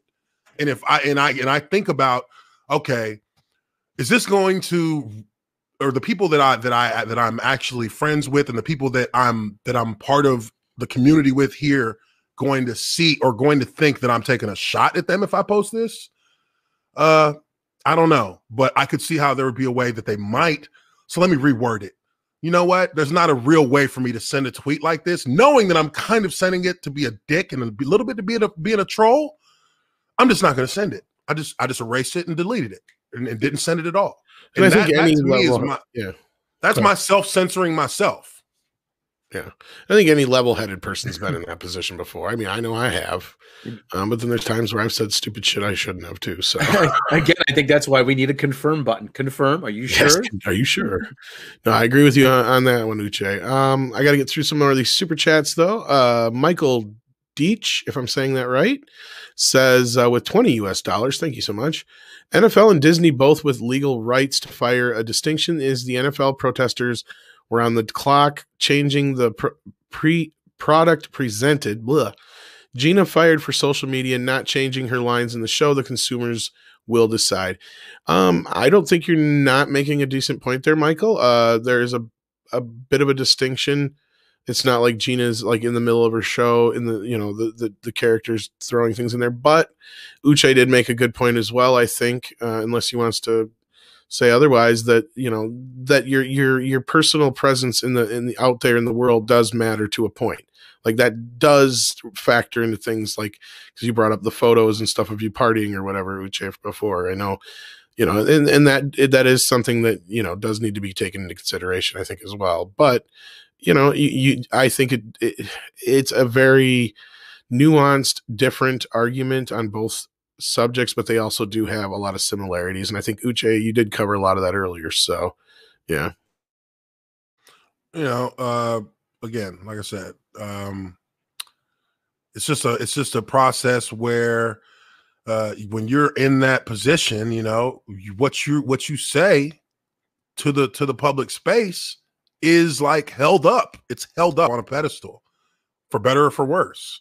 So you got to be cognizant of that. Like, to just say whatever you want every day of the week at any moment you want is selfish, because so you may have perspectives that can hurt other people who look up to you, and it can change how they view you. It can change how they view the people that just how there are people here who they think differently about Disney because of what they've just done, right? Like that is a part of the consequences of this situation. And it can be reversed. It can be that, you know, a person who has done nothing but the right things, at least to the public eye, you know, like Tiger Woods. You look at Tiger Woods' situation for an example, like a guy who was seen as the golden boy across the board. Right. And it took one public incident to completely destroy him. He was canceled. And he was canceled. And if we're being real, and I don't do the tick for tack, but if we're being real, he was canceled by the conservative side of the sports world.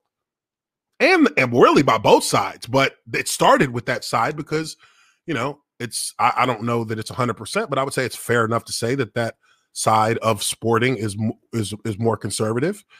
And they canceled him without hesitation. He was canceled. So, you know, again, both sides have the same issues, but we as the public figures have to know that the things that we say affect people who will never even know that it affected them. You know, and it can affect them in strong ways and it can affect them in minute ways, but it can affect them nonetheless. So, you know, what do you want your legacy to be? You know, you get to choose that, but what you say. Yeah. And I got to get through these super chats. Sorry. Lady Roscoline sends in £5 Thank you so much. I haven't bought any new Marvel comics since they turned the daughter of a survivor into a survivor persecutor. Marvel comics should have been canceled then. I didn't know about that happening in the comics. Did you, Rob, Uche, anybody? What about Marvel? I'm assuming Marvel. I'm assuming it'd be like Magneto's daughter into a bad person. No, I don't know anything about that. No, I didn't catch those comics, but yeah, I mean that's a bit racy, not racist, but racy. Rob, did you read any of those X-Men comics? He's gone, and it's just you and me, Uche. It's a two-man show. Wasn't that great? First one's here, the last man standing, right? Stephen Otten, thank you so much for the $5. Thank you for making that clear to me. I knew your opinions would steer me in the right direction. Okay. I'm not sure what that one's referring to, but thank you, Stephen Otten. Willie Woodward sends in $2.99. Uche, I'd love to have you on my show. Wow. Well, Willie, that's something you should probably ask Uche in private, but yeah, I'm sure if you guys hit me up in private on Twitter or wherever, and I'm sure you can work that out. No problem. I've been on Willie's show before. He's a pretty cool guy. Andre sent another.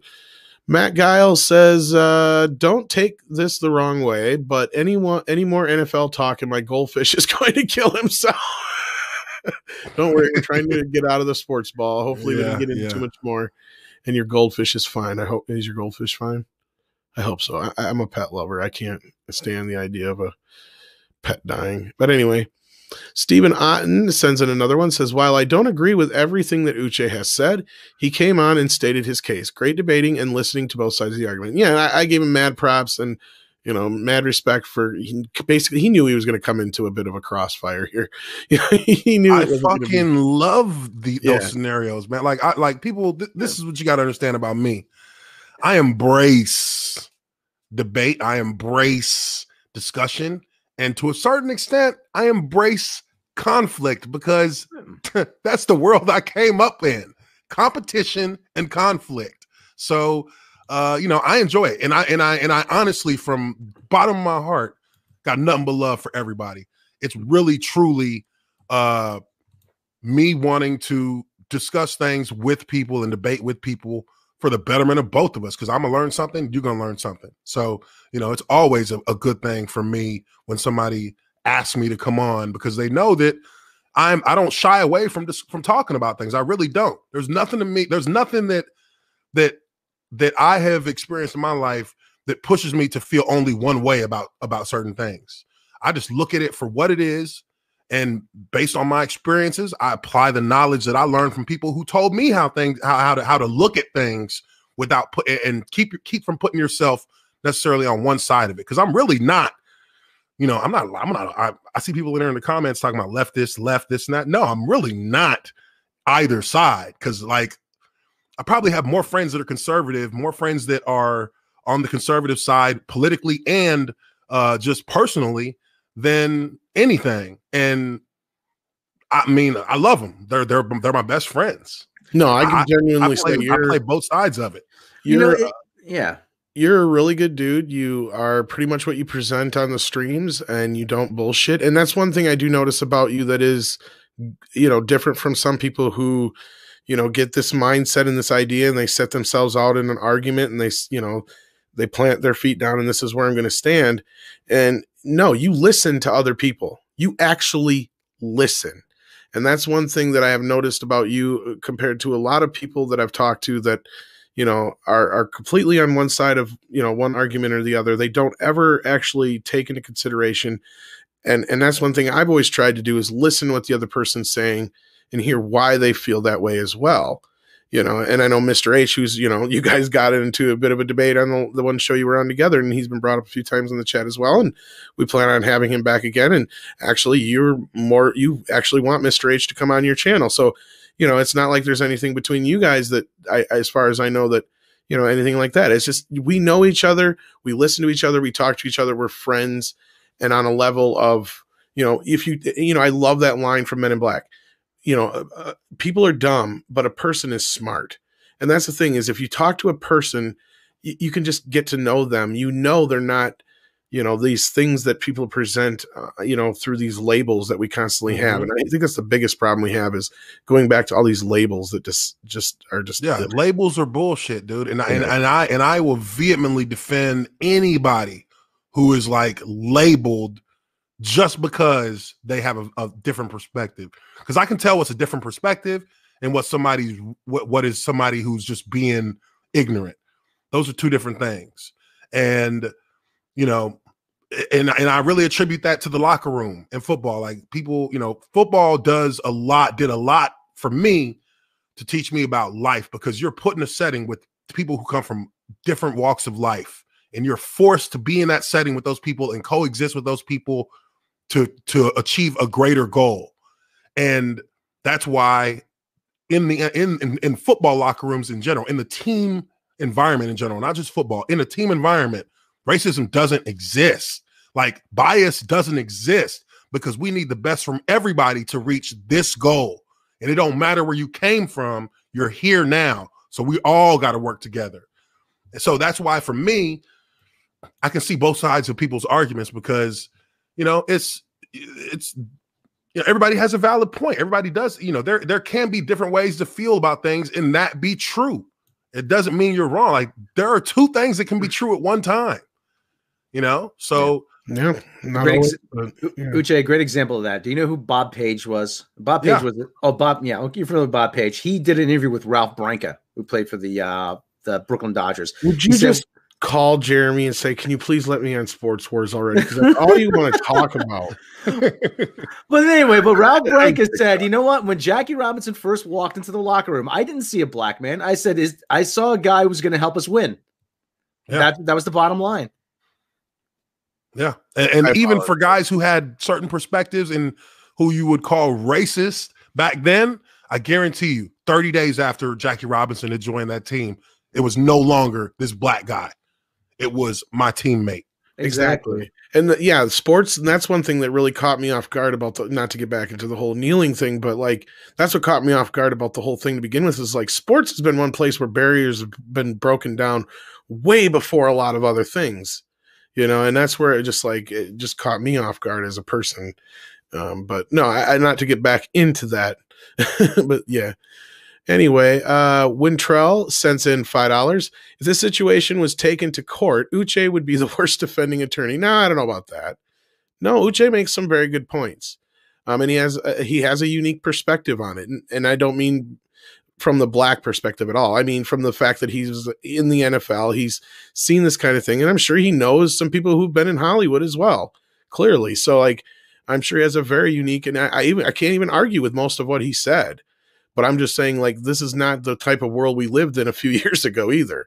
And Hollywood has changed a lot, I think, than it, Hollywood is a, you know, to an extent, it is a different beast, because there is a herd mentality kind of culture, you know, and that kind of goes back, you know, that really goes back 100 years somewhat with Hollywood. Yeah. There's kind of a hive mind in how people want themselves to be projected to the public, and if you're not projected that way, then there's a chance you can get blacklisted, you know. Hollywood is clearly a hive mind. I mean, if you don't, and that was what I've heard many a times, you go with the flow, then they will make sure you don't work anymore. That's true cancel culture for you folks right there. So like, I not to get in there, but Hillis Mallory says there should be a side in this case warfare issue. Social justice warrior should be a derogatory term, like that other term being with the N. That's a very nuanced. Well, the big problem is, I'll just say this: it's social justice warrior is weaponized against the people who are saying it. That's all I'll say. Well, they were the ones who called themselves that first, I guess. And I try to not refer to one specific group of people. I even try not to use, and even if I do, I'll say, like, you know, an SJW or an NPC or this or that or the other, specifically working, you know, at that trollish element of those people, because there are probably, in fact, I know there are real people who do things that are true social justice, right? Yeah. And I get where Hillis is coming from. That does demean those who do actually do that work and get out there off their butts and do the true social justice warrior stuff, and not the keyboard warrior stuff. Yeah. So I guess that should be more clear. Tom, what I always say, social justice isn't necessarily a bad thing. I mean, voting rights, healthcare, things like that. Oh yeah, great. All for them, you know. It's the people on Twitter that, you know, who are empowered by tapping on their phone and, look at that, I've made a difference. No, you haven't. Okay. Yeah, and I think that because I'll be honest, like 2 years ago, I had no idea what an SJW was. I was like, what? What's a social justice warrior? Neither did I. So and I, you know, as I began to kind of stick my toes into the YouTube waters, I began to get a more clear understanding of it. And, you know, I feel like, you know, you would call someone a political kind of activist or a social activist, where they're trying to, you know, just trying to create some kind of difference for marginalized people in society. And usually those are things that you usually applaud. So I feel like even the SJW term has been weaponized, and the same way that the Yahtzee term has been weaponized, and it takes away from the actual meaning and the gravitas that those terms are supposed to hold, where, you know, even regardless of how you feel about them. I always take issue when someone brings up that term for the German people of the extreme political differences, as I call them. Yeah, because my father was actually captured by them in World War II, and he was banging on the church door in the rain. Father, let me in. If the Germans find me, they're going to shoot me. The priest said to him, if the Germans find out I let you in, they're going to shoot me. So as someone, like I said, someone who's actual family who was, experienced some that firsthand, like, you might want to choose how you use it differently. So, but, and again, I can see also from Gina's angle, not to go too deep into the weeds, but where you've had one set of people that have been compared to those people for so long that eventually, you know, when somebody makes a similar comparison, how it's, you know, basically piled on, you know, it does show the hypocrisy out there. And I'm not saying that it shouldn't have been more thought out, but the situation, it's unfolding. And I think we'll see a lot more in the next few weeks as we go along. And hopefully things get fair, but I don't think they're going to. Grand with Zoo 42 sends in 20 euros. Thank you so much. Great stream. Thanks for bringing Uche and his perspective. Keep the lights on. Thank you. And yes, again, Uche is not alone. We'll definitely we can bring in anybody who's willing to talk with us about anything. We have not ever turned pretty much anybody down outside of for any reasons that unless they just want to exploit us. That's a different story.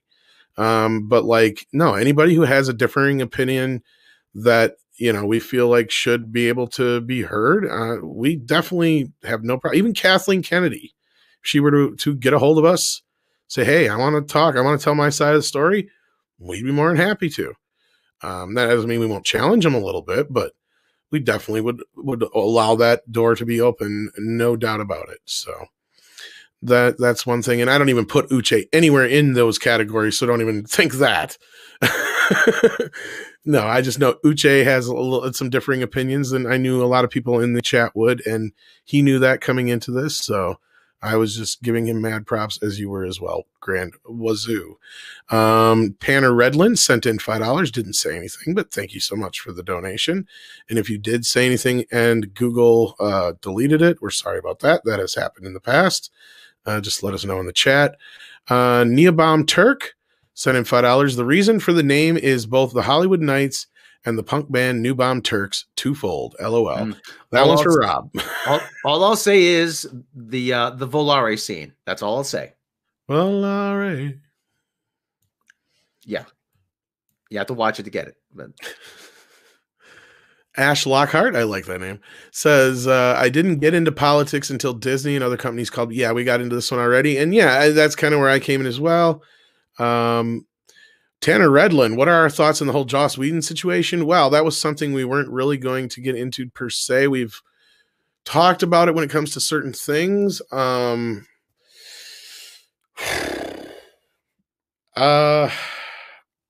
now, I'm not going to comment too much because I don't know if we're really going to be covering it at all. So I'm going to leave that until Andre and I get a chance to discuss that. Because, yeah, as far as it goes, though, it's one of those things. I did bring it up earlier, though. I know that. So, but that was just in passing. Yeah. I got no love for Joss Whedon. That's all I'm going to say. How about you guys? Anything really?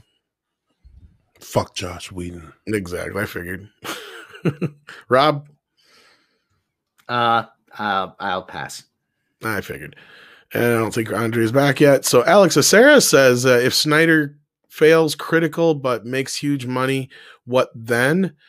I vote Snyder tackles Berserk, Evil Dead meets Game of Thrones with sprinkles of Conan. Andre's not here, so I'll have to get back to that one on that part. But that's an interesting question. Well, if something fails critically with it, especially with superhero films, and does well with the audience, that's nothing new. Yeah, I was going to say, like, what does failing critically actually mean anymore? Yeah. In this case, though, I think HBO Max in this case, I should say, will know the numbers. They'll see how it affected their growth. They'll see how many people are watching it.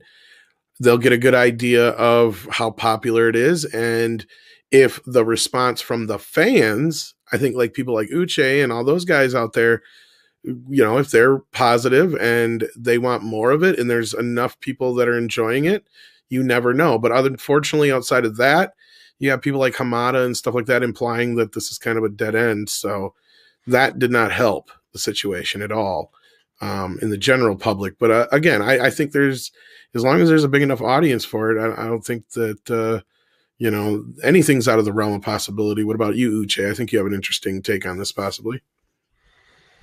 If it's successful.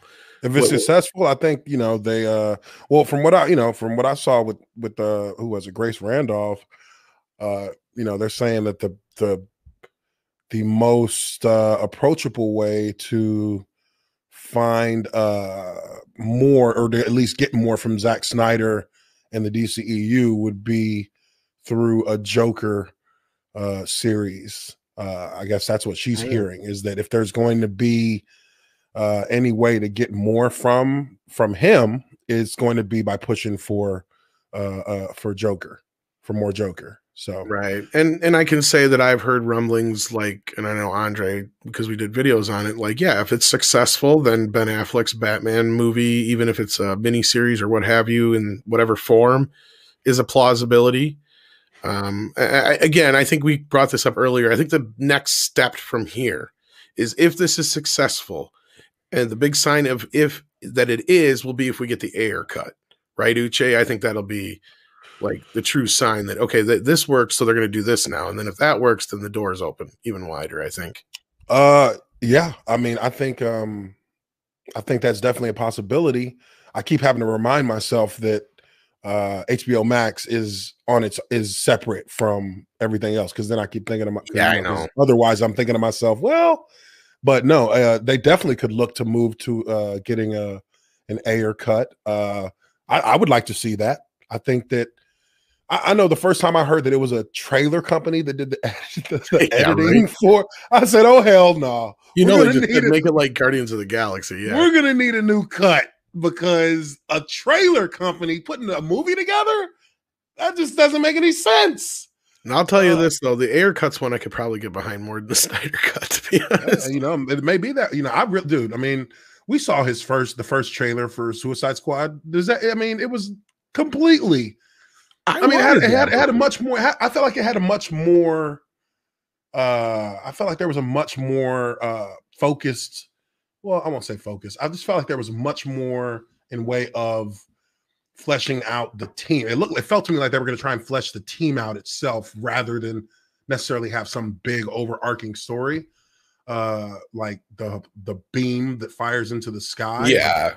That whole thing. I felt like that. I didn't see that coming. I thought that does this was feel very more personal. well. Yeah. I felt like it was going to be a more personal story following the squad itself and kind of giving us a lot of their backstories and just kind of putting together a mission where they actually come together as a team and work together, which you could see the elements of it in the movie, but there was just so many like little things that little quirks about the movie that just were very weird to me. I agree. And I think there's a much better cut there. I really do. Moving on, though, I'll try and remember that when Andre gets back here, Alex. But Mike Carver says, respect and listen. The problem in America is no one engages in dialogue. Exactly. That's what I was saying before. I don't always agree with Uche. Those who lash out at him upset me more. And yeah, that's the thing is, you know, I don't always agree with everything Uche says either. But you know, it's part of discourse. It's part of learning what, you know, people think. You know, if you live in a bubble, that's what you end up with, is an echo chamber. You end up with this Hollywood logic we have now that led to where we're at now. And unfortunately, and again, it's not, you know, delegated strictly to Hollywood, but in this case, that's what we're kind of gearing our conversation towards. But yeah, did you have anything to say to that, Uche, since it was directed at you? Well, honestly, man, you know, I've always felt like when you're dealing with people, when you're talking with people, when you're having discussions with people, if there is any way that you think you're going to at least give someone enough information to where that you feel like it would help broaden their perspective, the only way you can truly do that is to have a conversation, one where you are willing to where you're willing to kind of set your personal bias aside, because I have my own personal biases on how I see things, right. but I don't allow those to get in the way of understanding another person's perspective, because even when you're in that bias, you can know that the bias is wrong, or the bias is the bias is not fair. And you have to be able to acknowledge that bias that you have isn't fair.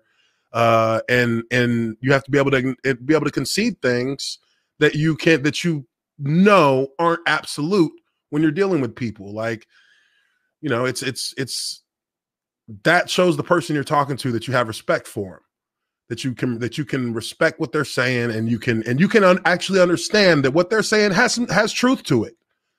You know, I get that there's a double standard with the whole situation with Carano. There's a double standard for sure. Absolutely. I don't agree with double standards, but double standards are still going to exist whether I agree with them or not. Oh, absolutely. 100% on that. Casey Osowski. I'm so sorry. I screwed up your name there. Osowski, if I'm saying that right. Sends in $10. Thank you so much. We may not agree with everything, Gina, but I thought this was supposed to be a free nation. It is, but as Uche pointed out, when you work for companies, they are private companies, and there's not, you don't always have a lot of pull when you are getting into certain touchy subjects on, how you're presenting yourself socially. Like, again, I've even brought up the point about, how I act. I'm not going to go out there and do something obviously stupid to put Andre in a position where he'd have to fire me or something. That would be, that's not something I want to do. So yeah, that whole, what do we call it again? Do you really want to post this button? Yeah. Are you sure you want to post this button? Is that what it's called? Are you sure? Yeah. Yeah. Confirm. Confirm. Yeah. Is that your final answer? That's what we need. We need reaches. Is that your final answer? No. Would you like to consult a lifeline? Yeah. So yeah, freedom of speech never comes without freedom, without possible consequence or people rebelling against what you say. But at the same time, that kind of a thing gets wrapped up in, just because some people don't agree with it doesn't always mean it's not necessarily right, or it could be hyperbolic at the same time. So again, it's a very nuanced situation. And with the Gina situation, it's, again, we've even brought up the whole point of, would she even want to go back? So we have to ask that question as well. And we won't have an answer maybe for a while, but we'll find out, I'm sure, eventually. Sorry, I almost thought it was plugged in the USA, but it was because it was US dollars. Plugged in, says kneeling before a game is equivalent to Gina making a political statement during the Mandalorian episode. Yeah, I think we covered that earlier, and that is a valid point. We talking tweets unevenly enforced by lunatics. Yeah, there is an argument also to be made about how they're being misinterpreted.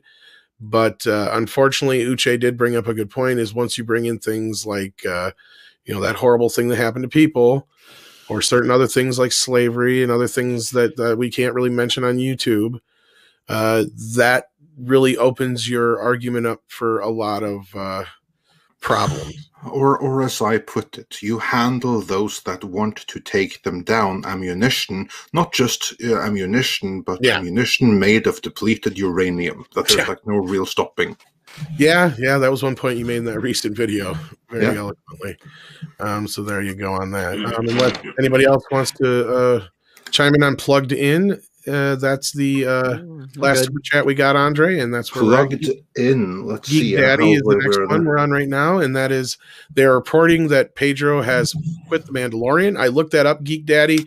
Now there's reports against that. So until there's some kind of I did see that. I am aware of it, but I'm not seeing enough yet in the main papers or anything like this.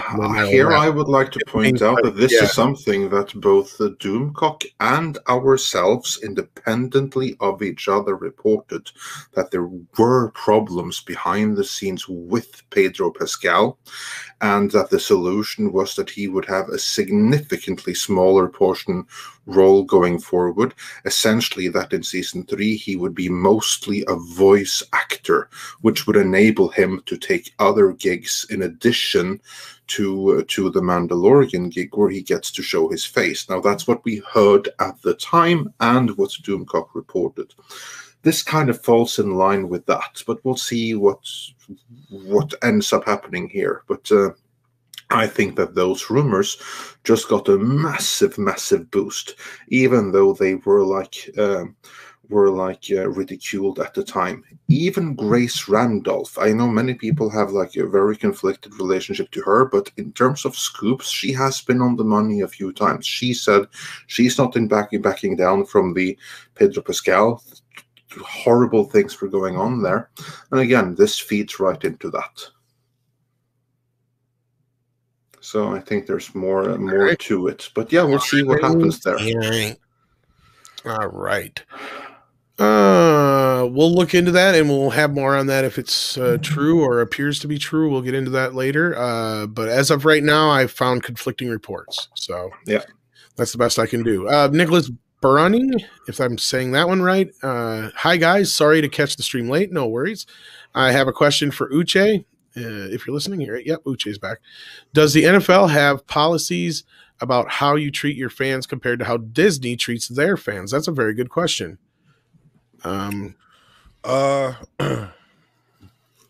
Officially, okay, so contractually, in the NFL, you're contracted to be involved with the community. So, I wouldn't. There's not an actual part in our contracts that says we have to be nice to, or I guess, quote unquote, respect the fans, but it is highly, highly, highly recommended that you show respect and appreciation for the people who support you and come to your games and buy your jerseys, and show up at grocery stores if you're going to be there to do signings, because these people do genuinely look up to you as an individual in the community. So I don't think that has to be something you put in a contract for people to need to understand. Now, there's a difference between us as the employees and players and, the owner per se. The owner, yes, he's got people who are going to put out the statements so that he is generally always showing support or showing appreciation to the fan base. It's just the way you want to do things. When you don't appreciate the people who have given you the power to be as strong as you are, publicly, if you don't respect that and appreciate that, then they'll take that power away soon enough. So to me, I've always felt like fans gave me power to be able to interact with them and kind of be more frank when talking about things happening with the team if we're going through a bad stretch, and that's the kind of thing that protects you a little bit from any rogue element within your own franchise. If you go out of bounds a little bit on something, the team will consider that. They'll say, look, this guy is good with the fans like him, let's talk to him and let's let him know, hey, that's a border you need to kind of stay away from when you're talking about stuff, because now you're dealing with intricacies within our franchise that you're privy to, but they aren't, and we want to kind of keep those things that way. So I think that Disney's talent for sure needs to respect their fans. The people in the front offices, the people who are executives, need to respect the fans, because the fans gave you the power. They give you the power. They give you the value. They make your company valuable. So that's just how I see it. Yeah, all right, perfect. That was a great answer. So thanks for that. And then Valiant Renegade says for $10, thank you so much. Uche is totally correct. The Constitution was written and ratified as a set of instructions to the government, not to individual citizens and private business. And Malcolm Fuller also says, I would take a knee for Uche. In the words of Bill and Ted, we're not worthy. So high praise there. That was actually Wayne and Garth. Nerd points taken away. No, I'm just kidding. Yeah, well, good point anyway. That's all right. I like the shout out for Bill and Ted at the same time. And Mexican Iron Man says for $15, muchas gracias, amigo. What a great show. Man, I love Midnight's Edge. Hail this fantastic stream today with their comments and smart super chats. Thank you all for this great show. P.S. Uche, check your Twitter post show. And then Roger Haynes says, mad respect to Uche for having the resolve to stand up for your convictions. You've won the Super Bowl of our hearts.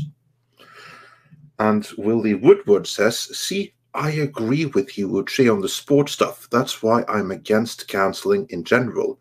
It's like unless they harm people.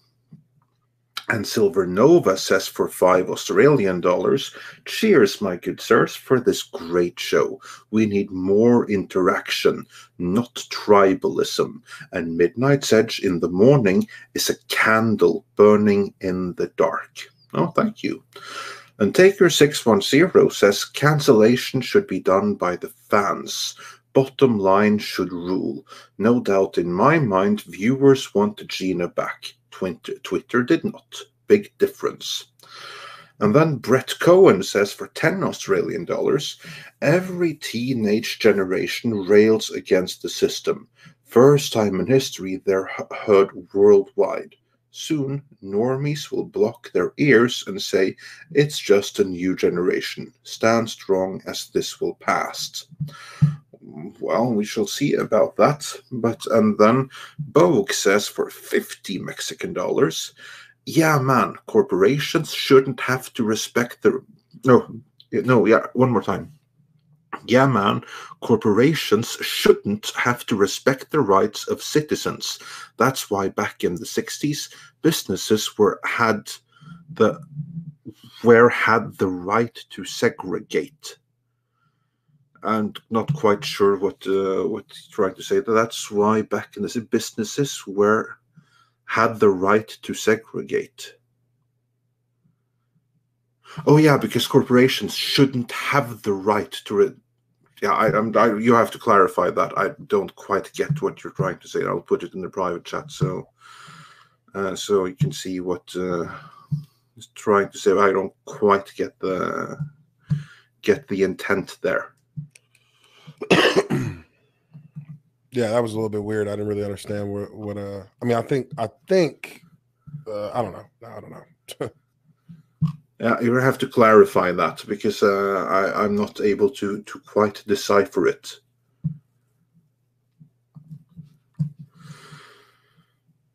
And then Malcolm Fuller says, sorry, Tom, you're right again. And with that, we are actually fully caught up. So unless we get a clarification on Bogue says races were segregated back in the 60s. Yeah, we are aware of that. You didn't have to send another super chat for it. That is something we are painfully aware of. I just didn't quite get the full intent of what you were trying to say. And I can kind of speak in response to that a little bit.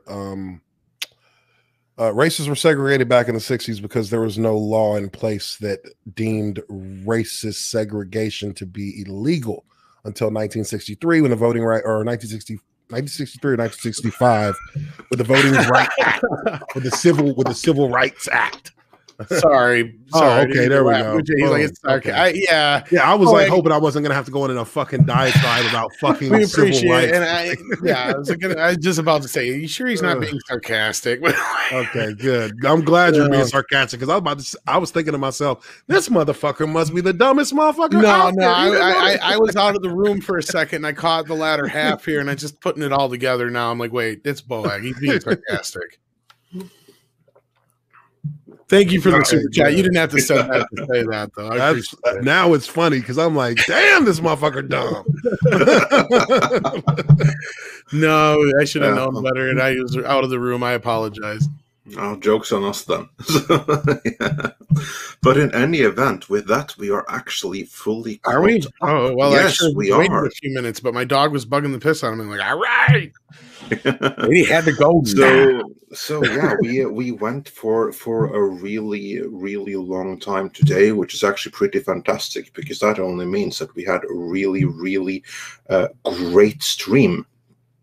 And for that, I want to thank Uche for joining us. It's been amazing. We have to do this again. Yeah, man, absolutely. And as always, man, I love this is like one of my favorite shows to come on. Well, dealing with you guys is one of my favorite things in the community because you guys really are in yourself, you know, Midnight's Edge is a very nuanced and deliberate. You know, you guys have deliberate issues that you deal with, and you deal with them in a very orderly way. And I always have fun when I come on here, just because, you know, it feels like just a comfortable place to talk, and I really enjoy it, man. I really do. So I thank you for having me on. I'm glad to hear that, because that's always the environment we've always tried to emanate, if that's the word I'm looking for. And, you know, I know you've joined us a few times over on Midnight's Edge After Dark, and, you know, that's kind of the more comedy bar. Yeah. But it was similar feeling, though. Yeah, like, I mean, even originally I remember Andre telling me, like, we were trying to think of like some kind of like intro deal before we got the do thing. I'm like, wouldn't it be cool if we could get like, you know, you're just going into this real classy bar and you just go up and then the logo comes in and like, you know, I'm glad we heard that. Like, that's kind of the atmosphere we want, you know, like a fireplace, big old fireplace in the bar. Yeah, like we're sitting around, we all got like our little glasses of cognac in front of a fireplace, and we're just talking back and forth. Yeah, that was pretty much the image that Andre projected to us in that one of those early meetings. So I'm glad to hear that. It was a literal glass of cognac, actually. Literally, that image. I don't know if you saw it, or that was complete coincidence, but a literal glass of cognac is the one I sent to them. Like, this is what we're going for. Yeah. Then I turn it into just like the corner dive. You know, that's that's what meat is. It's the little comedy club that's adjacent. Yeah. The comedy club is adjacent to it, where instead of cognac, they're taking lemon drop shots. Oh yeah, and booze. And Rob's got a bunch of beers from all over the world behind the counter there. Yeah, bring a pitcher every 12 minutes till someone passes out. Then bring one every 10 minutes. Yeah, but in any event, it's been a truly great stream. I Absolutely. Love that we can have like so many passionate people from so many different backgrounds and fields. That's what I really love about like all the professions, all the experience that we have represented here on these panels. So yeah, that's something I really value. And then we can have some really interesting conversations on just about anything. And I say just about because there are some restrictions in what like this platform allows. But within that, we can have some really good conversations. That's true. But one thing we brought up earlier, we brought up Miss Amber Turd. And right now over at our store, you can get your own Amber Turd shirt. There you go. The scene of the crime. Come all get your own. They come in all sizes and shapes, and they also come in hoodies. And we're working on sheets. Yeah. And let the memory of what happened ever stay fresh, especially if she actually does end up getting cast as the acolyte. How hilarious would that be? If Lucasfilm hires her after having fired Gina Carano? And I wouldn't put that past them. No. You know what? I don't hate many people in this world. I can't think of any person that I actually hate, but I came very close with Amber Heard's situation. The more information I got about that, my goodness. I mean, what more do you need? If there was ever a time when I would actually back the technical cancellation of someone, it would have been her career because of the shit she did to John. I mean, and they both were pretty shitty, but what she was literally more shitty. That was next level. But again, that's actually not cancellation. She's a literal criminal. Yeah, like she actually created. So, she actually committed a crime. She's perjured herself as well. If we go black out, we know why now. Yeah. She said the naughty words, and we said the wrong words in the wrong order. Fuck. Well, anyway, so let's end here before. Yeah, and I want to thank Uche for sticking around for over 4 hours, man. Holy shit, dude! Thank you so much, man. Well, we'll have you back again real soon, and until next time. Nicholas Running once says, Tom, can you bring Uche to Toxic Femininity tonight? It's free. I can't do 8 hours in one day. He can't do 8 hours. That's a lot. Yeah, we'll work that out. We'll work it out though. Yeah, in the future. Yeah. But on that note, everyone, go and check out Uche's channel. Of course, we will update the description with the link there. So everyone, go and check that out. Also, come back in a few hours because Tom, then you have Toxic Femininity, don't you? Yes, we do. Oh yeah, tonight. I'm trying to do. I'm planning on doing a live stream tonight. Just kind of in response to this weekend that we've had with. I know you tried last night too. Zack Snyder's Snyder Cut. Yeah, I tried to do it yesterday, but then I was on RK Outpost stream and I was on there for 3 hours, like 2-3 hours. So I'm like, all right, we'll move it to the next day. I sent him a super sticker, but I didn't get to listen long enough to hear it. And then I passed out waiting to hear back from you. So I didn't have a TV to watch. So no, it's all good, bro. So, all right. Well, go subscribe to Uche's channel so you can check that show out tonight. If he happens to have that happen, maybe I'll be able to pop in for a little bit. But we'll see what we can do. And until then, take care of everybody. Take care of yourselves, everybody, and each other. And also, if anyone wants to follow me, I'll be heading right over to Mr. H Reviews. I think I am too. So yeah, you'll catch up with us there. So yeah, just head on over to Mr. H No Reviews. rest for the wicked. So tell him I say what's up. All right, we'll deliver that message. All right. Take care, everyone. Take care, everybody. Bye-bye.